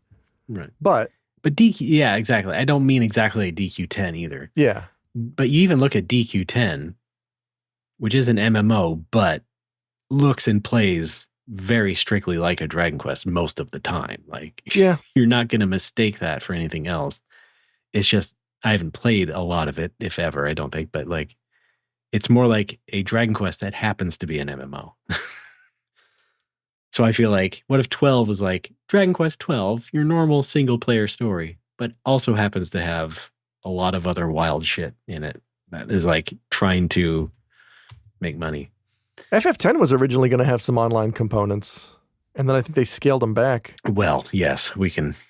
I can certainly talk at length about the boondoggle of the PS2 online infrastructure and how that never came to fruition. Oh, fun. Even 1% of what they said they wanted from that. But yeah, FF10 was supposed to have like an integrated play online. So play online was not just the launcher for FF11. It was supposed to be this giant online platform. It was Square Enix's AOL, and it was supposed to be like this humongous online hub. And FF10, yeah, there was those prototype videos where they brought up the menu, and there was like a play online menu, and it would bring up the strategy guide. It would connect to the internet and get the strategy guide right off the game. And a lot of that was forward thinking. A lot of that kind of happens now. Still not fully baked, but on PS5, you can have this game help feature, and you can like go right to the home menu while you're playing the game and look up a video or something, or some clip or some text hint for something.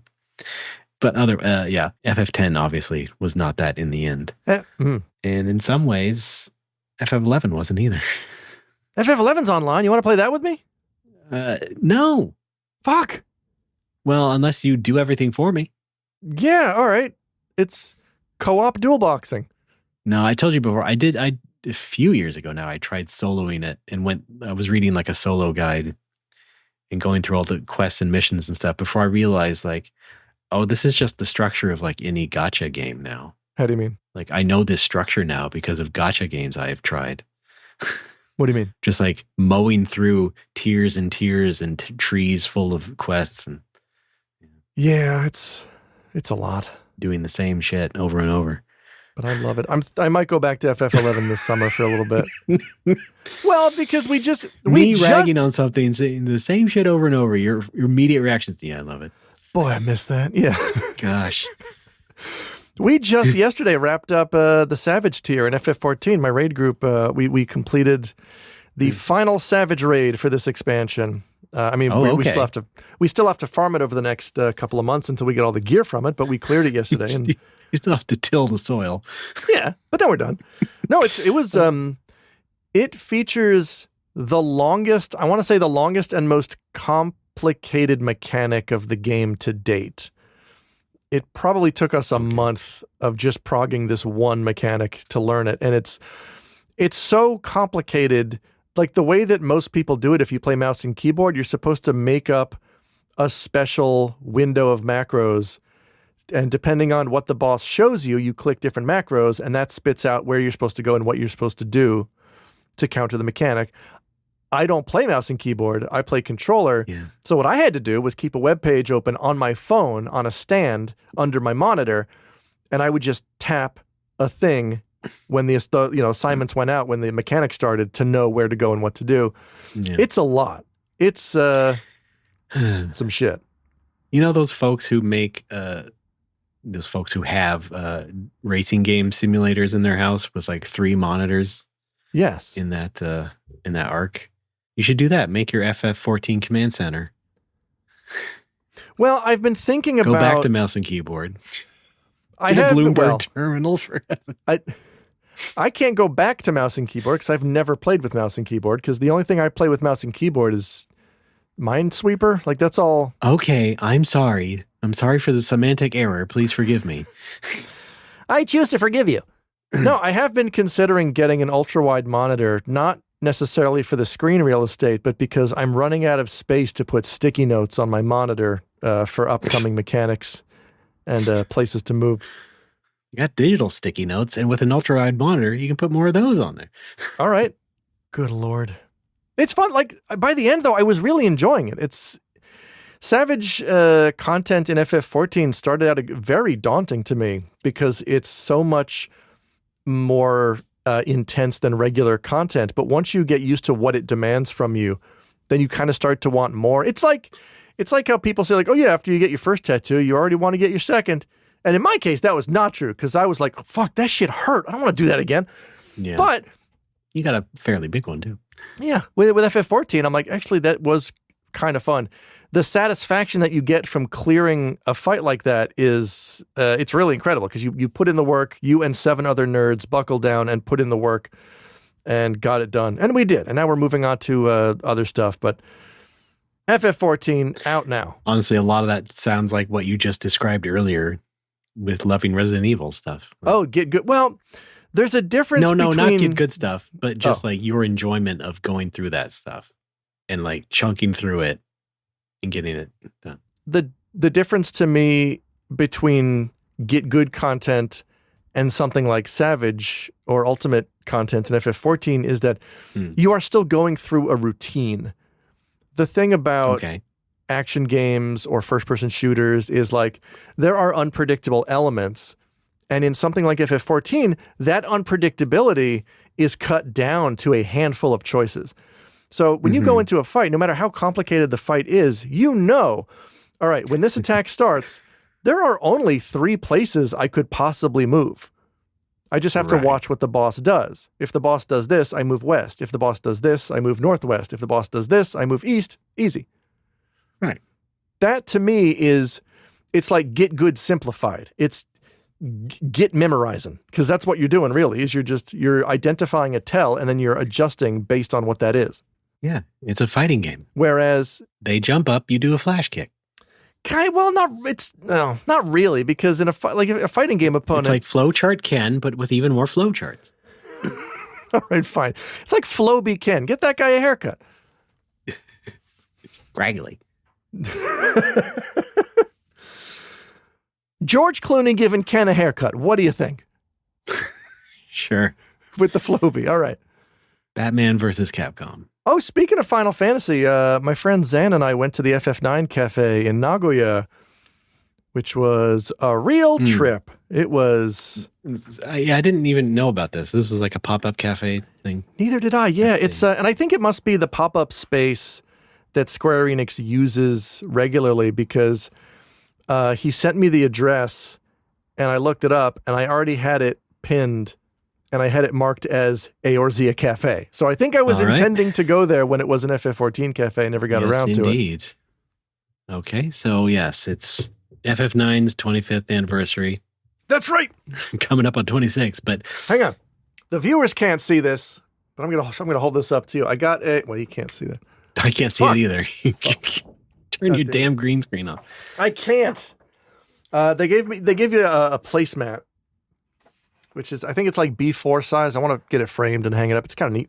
It's just Zidane and Garnet and Vivi standing in front of the airship from Final Fantasy IX. Yes. Out now on your PSN. Get it on PS3 today. Buy it on VHS and Blu-ray. I am not a huge FF9 fan. I feel like FF9 is one of those games where everyone remembers loving it. I think what everyone remembers loving is Disc 1. Because Disc 1's great. And then the game just kind of goes off and I don't know what it's doing anymore. I don't remember what the main conflict was by the end. I know there's a lot of fan wanks. There's some nods. Hey, it's the four fiends from the original. And it's Garland! Yeah, and then you fight a boss who you never heard of. And this celebration or whatever from Square Enix is really confusing because, like, if you want to talk about Final Fantasies that people really give a huge shit about, it's 7. Yeah. Where did 9 come from? Why are they making an anime? Like, that's why they're doing the cafes, I guess, is try to tie it into the anime, because that's the big announcement recently. Well, there was there was a huge rumor of some sort of remake. Oh, yeah. That so far hasn't shown up and might just be dead on the vine. I don't know, but it definitely hasn't shown up as part of the 25th anniversary. So, like, what do they have? They have a storybook about Vivi, and they have a cartoon, I guess, that they might also be making that they already canceled once. So what is actually going on? What is all this shit about? I think an FF9 remake would kind of be doomed because, as we talked about earlier, I don't think there's really a market anymore for turn-based RPGs that cost that much. And if you made I think the scale of this remake might be closer to like Trials of Mana. If I had to guess, I don't know. Like it's something that is for a Final Fantasy game. That's why the rumor is so weird. Like, what were they thinking? Like, literally, like, what were they planning? Yeah, because like I said, I don't think a turn-based remake would be viable, but I also don't think remaking it as an action game like FF7 would be viable because these characters are squat by design. Like, this game's visual attitude was a direct result of FF8 going more realistic. Like, everyone is as tall as a human being in that game. And then FF9, they're like, all right, we're bringing it back to the roots. We're getting squat. We're making little dudes. And they did. Look at this guy. He's got a monkey tail. It's because it was a little monkey. Look at this knife monkey. Look at this squat armor guy. Look at this. Everyone looks like they're 15 or 16. Some of them are elderly, like Steiner, who's 19. It's it's just how the game looks. I don't think that you can ruined elderly 35-year-old. Yeah. I don't think that visual style translates into action the same way that FF7 does. Because once you can make FF7 characters realistically proportioned and gritty because Midgar's gritty to begin with. That's believable. I don't see the cast of FF9 fulfilling that same slot. I don't see realistic 5'11" Zidane walking around slicing up dudes doing combos. I think that would just look stupid. I don't think no. Square Enix is not that stupid. I mean, yeah, my slightly cynical prediction there was like something on the level budget-wise as Trials of Mana, but they could also make something that looks more like the CG did. Like the CG was very well done. That was like, oh yeah, peak Square Enix at the time, right before the damn movie came out, and it's still pretty good. And the characters are pretty much as they looked in all of the associated like promotional art. As they do in the movies, in the videos and stuff. So, like, they could make something that tried to look more like that. Like the real Toy Story. Remember when Ken Kutaragi said the PS2 would give us Toy Story graphics? Yes. Well, maybe the PS5 will. And instead of Woody, it's Steiner. What if they just remake that Coca-Cola commercial? I guess he's more like Buzz, huh? Yeah. I love that Coke commercial. I actually still look at it sometimes because, first of all, like there's still some like high quality enough captures of it, and it still looks really good. And it was from like fucking 2000, and it's like a real CG movie. And it's just, it's kind of neat to me. It's like, wow, that still looks good. That could still be on TV today, except it was like 26 years old now. And so that's also what I meant. Like they could do something that looks more like that, I suppose. I mean, it was also a big deal at the time because this was just before the Square Enix merger, and Enix, of course, only served Pepsi products, so they were in direct competition for many years because of this. The Square Enix commissary, you could only get Pepsi. You asked for a Coke, and the waitress said, "No, we got Pepsi." Can you believe Falcom only serves RC Cola?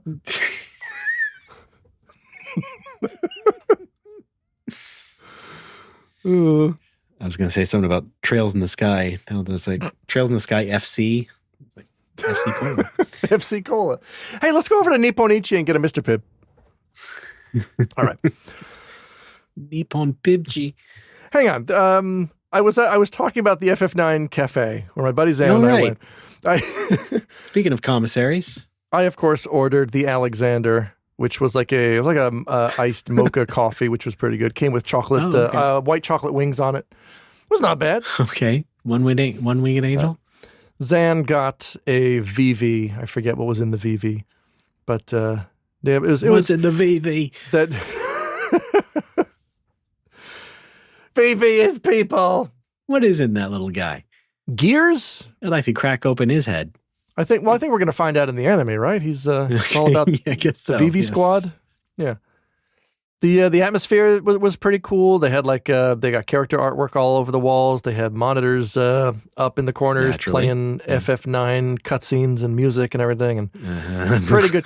I did get a good laugh, and I think I posted this on Blue Sky, but like I know what you Nagoya already has a reputation as being just an unpopular shithole when it comes to Japan. Anything that's touring the nation will sometimes skip Nagoya. It's called Nagoya Tobashi. Literally means Nagoya skip. It's not a speech strat anymore, but a legitimate marketing approach. No, it's not a speed. That's right. Japan speed run.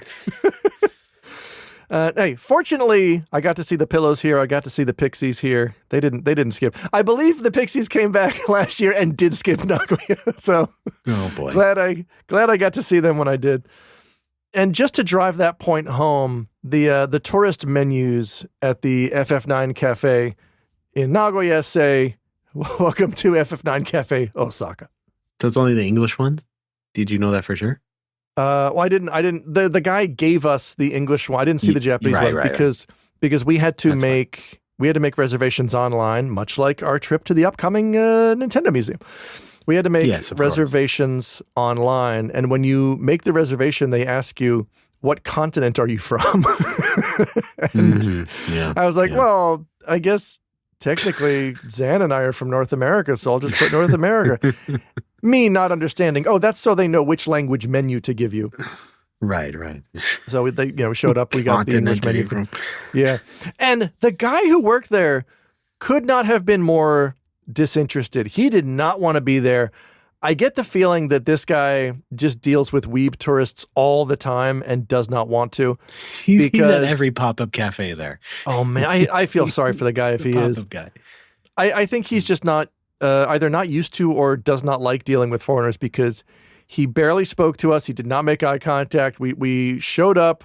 I said, we have a reservation. He just wordlessly hands me a couple of like laminated things and points to a table. And I'm just like, all right, man, you could say a word. It would be nice. Yeah. I mean, not a thankful job to begin with, I'm sure. No, it's not. But I also think you're maybe the seasonal help. It's also possible. Yeah. I mean, it's also possible that he's been questioned by a few overly Genki gaijin who are like, "Hey, bro, who's your favorite FF9 character?" And he's like, "I don't understand what you're saying to me, and I refuse to engage in this conversation." Yeah, right. I don't know what he's been through. Maybe he's got a lot going on, but he's seen some shit. Yeah, he was in the shit. Yeah. Poor guy. That's it. That's the FF9 Cafe. We were there for 90 minutes because they kick you out afterwards. Oh, there's a gift shop attached in the lobby of the adjoining hotel. Yeah. Very strange to just be in a gift shop that is also the lobby of an unrelated hotel. I saw shots of this merchandise. I saw some FF7 assholes in there. Yeah. I mean, who let them in? It's still popular. I don't know. It's supposed to be about FF9. It is. And you could buy Vivi's hat for 17,000 yen if you are insane. Well, it's $3 worth of felt. That's the other thing I don't get about this celebration stuff is like this glazing of Vivi. I guess he was the cute mascot, even though at the time he really wasn't. He was he's kind of a tragic character if you play the game. Yeah, isn't he like extremely troubled? Yeah, Hasn't he seen some shit? he was built as a machine of war, but he kind of feels disconnected from his own people. He wants to make friends, but doesn't know how. Yeah. He's a lot like we were when we played the game. Yeah, well, it's like people completely missing the point of like, oh, we brought back the black mage and it looks just like the black mage always did. Oh, except we're making this a fucked up character. And it's just like that meme of like the thing going over the guy's head, like, wow, cool robot. Yeah. Like, That's, you know what, that always bothered me. everybody's missed it. I almost wish that they didn't model Vivi after the FF1 Black Mage, because the way when stuff is kind of inspired like that, and it kind of looks like the thing, but not really, it reminds me of when I was like 4 and I went to see the Masters of the Universe movie, and the whole movie, I'm like trying to psych myself into it. I'm trying to convince myself, like, yeah, Dolph, he kind of looks like He-Man. Yeah, I guess that looks like Skeletor. Why is he wearing gold armor? Skeletor never wears gold armor in the cartoon, but, you know, Langella's got the skull face thing going on, so I guess it's Skeletor. Like, I'm trying to psych myself into, like, yeah, it looks like the thing that I know. Right. And if I got halfway through FF9 before I was like, hey, it doesn't matter. None of this matters. You were older, of course. That doesn't mean I hate the game or the characters, but like I almost wish Vivi had leaned a little more into an original design so that I could get more attached to him and not just be like, it's the guy who looks like the FF1 mage. Yeah. Wow, He's cool sad. black mage. Yeah. Yeah. If they had introduced a proper like white mage that looked more like that. Well, that was Garnet in one scene. I think that's about the extent of that. Yes. I think it would have been But kind of not at the payoff I'm talking about. That's what I mean. yeah, no. Instead, we got the white mage in the Chocobo dungeon games. That's right. Hey, I did like the was it Everybody? Is that the Chocobo on the Switch? Yeah, I like that. I played all the way through that one. What about Chocobo Racing? No. That also has. I got it right over here. We can play it Go if you play want. it. No. Okay. Racing is a kind of gambling, and gambling is wrong. Mom says I can't come over to your house anymore. What? You better return my fucking low G, man. Your family has weird values, and I shouldn't be around that. Shit. Reminds me of the friend I had in school who was Christian, and his family, of course, made sure to buy Bible Adventures on NES. Oh, my buddy Adam has stories about Bible Adventures. I think we all had that friend. So. Yeah. Oh, goodness gracious. You just had drinks at the cafe, right? There was no... we did. No eats? No good eats? No hot eats, cool hot treats. Eats, cool treats? No. It's, as you might expect, everything there is grossly expensive. So right. We took a look at the quality of the drinks we received and concluded there's no point in spending this amount of money on what is sure to be disappointing food. Yeah. The first drink is free. It's a fun friend date. Yeah. Yes, we had a fun friend date. It's 1,200 yen admission, but you get one free drink with that, and that's the only drink that we drank. Okay, fair enough. And then Zan and I walked around downtown Nagoya for a while, and I came home. Yeah. So that's part of the reason I want to go to the Tokyo Skytree Mall there, because they have the Kirby Cafe, but the Kirby Cafe is another exclusive thing. You need to reserve it and show up, and I'm not doing that with my entire family. No. A toddler who loves Kirby, but also an infant who doesn't know anything about anything yet. So what they do have, though, is the separate Kirby Cafe store, which is where you go to buy all the merchandise from the Kirby Cafe and not imbibe Kirby eats and treats and drinks. Kirby cotton candy. So we will go there at least. And also there is another official Tomica shop, so we can also take the boys there and look at the toy cars. Now, hang on. I heard at the Kirby shop that they are just rebranding Pink Panther insulation and selling it as Kirby insulation. Is that still true? I'll take 10. All right. Moving on. I think that's all we have. I think that's all we have. We gotta go, to folks. The end. Yes. Come find us in Sassafras, because I do have some more stuff to talk about. find us on Patreon in Sassafras. Yes, please. All right.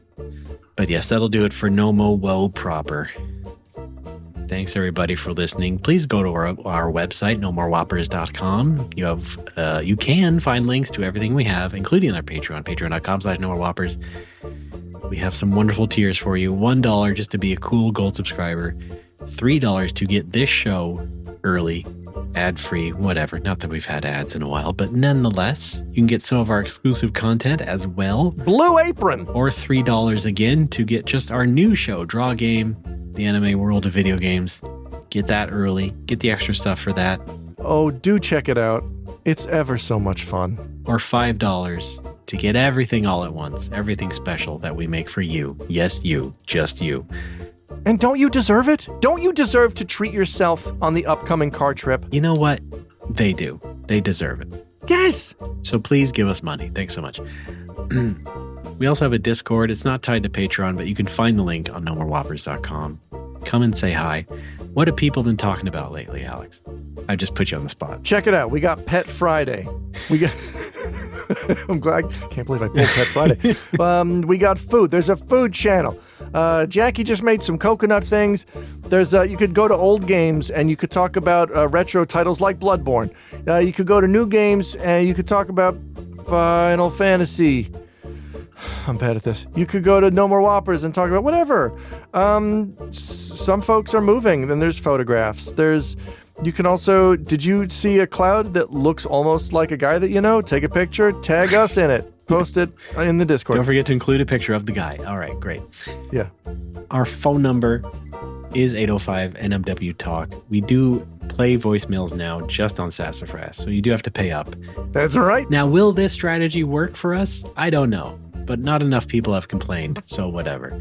Nonetheless, if you have anything to talk about regarding things we've talked about on this show or Sassafras, please leave us a voicemail at 805-NMW-TALK. Inevitably, we will play it and talk about it. And we are then also on the internet as personal entities ourselves, our bodies ourselves. Alex? Yes! Hi, my body myself is found at patui.org. You can go there. All my stuff is linked from there. I just put out a new YouTube video last month. It's called, what is it called? Lavos Blind, Our Obsession with Chrono Trigger. Who? That's my impression of Yuji Horii. He's a boss in a game you made, sir. It is the video that finally pushed my channel into monetization, which means I may be making more videos. This was going to be my last for a while, but who knows? I'm also trying to balance this with making a video game and other projects as well. No time like the present. That's right. Please go to patui.org for more information. And please watch the video and just hang out on the Discord. That's my dying wish. I'm not dying, though, but right, do that. Sure. Raymond, over to you. Please don't die on Discord. That would be against the terms of service. Thank you very much.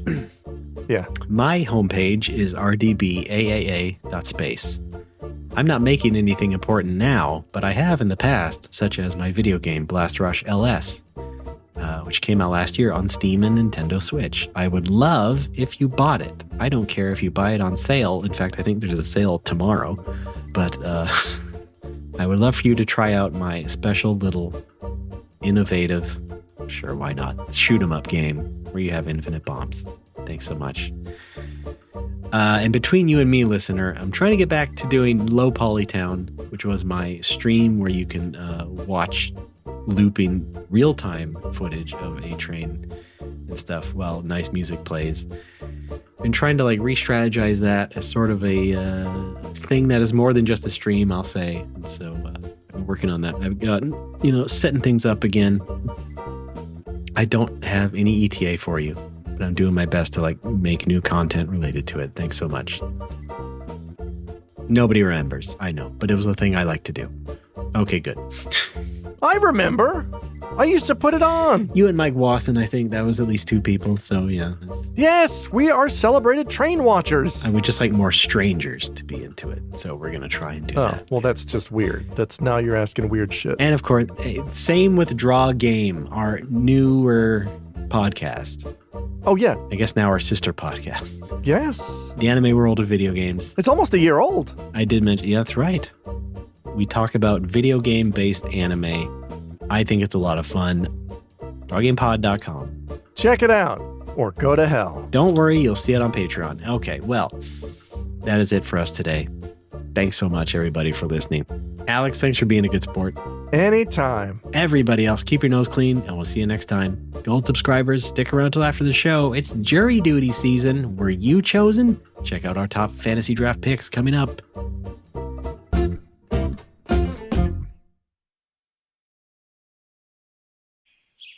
お前が生まれてあれからもう35年も経ったのか。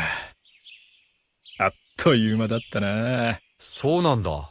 春になってあなたが定年を迎えたら、私あの日記の最後のページに大きな花丸を書きたいな。夫婦円満、満点家族。あの日記のページも終わるのか。そうよ。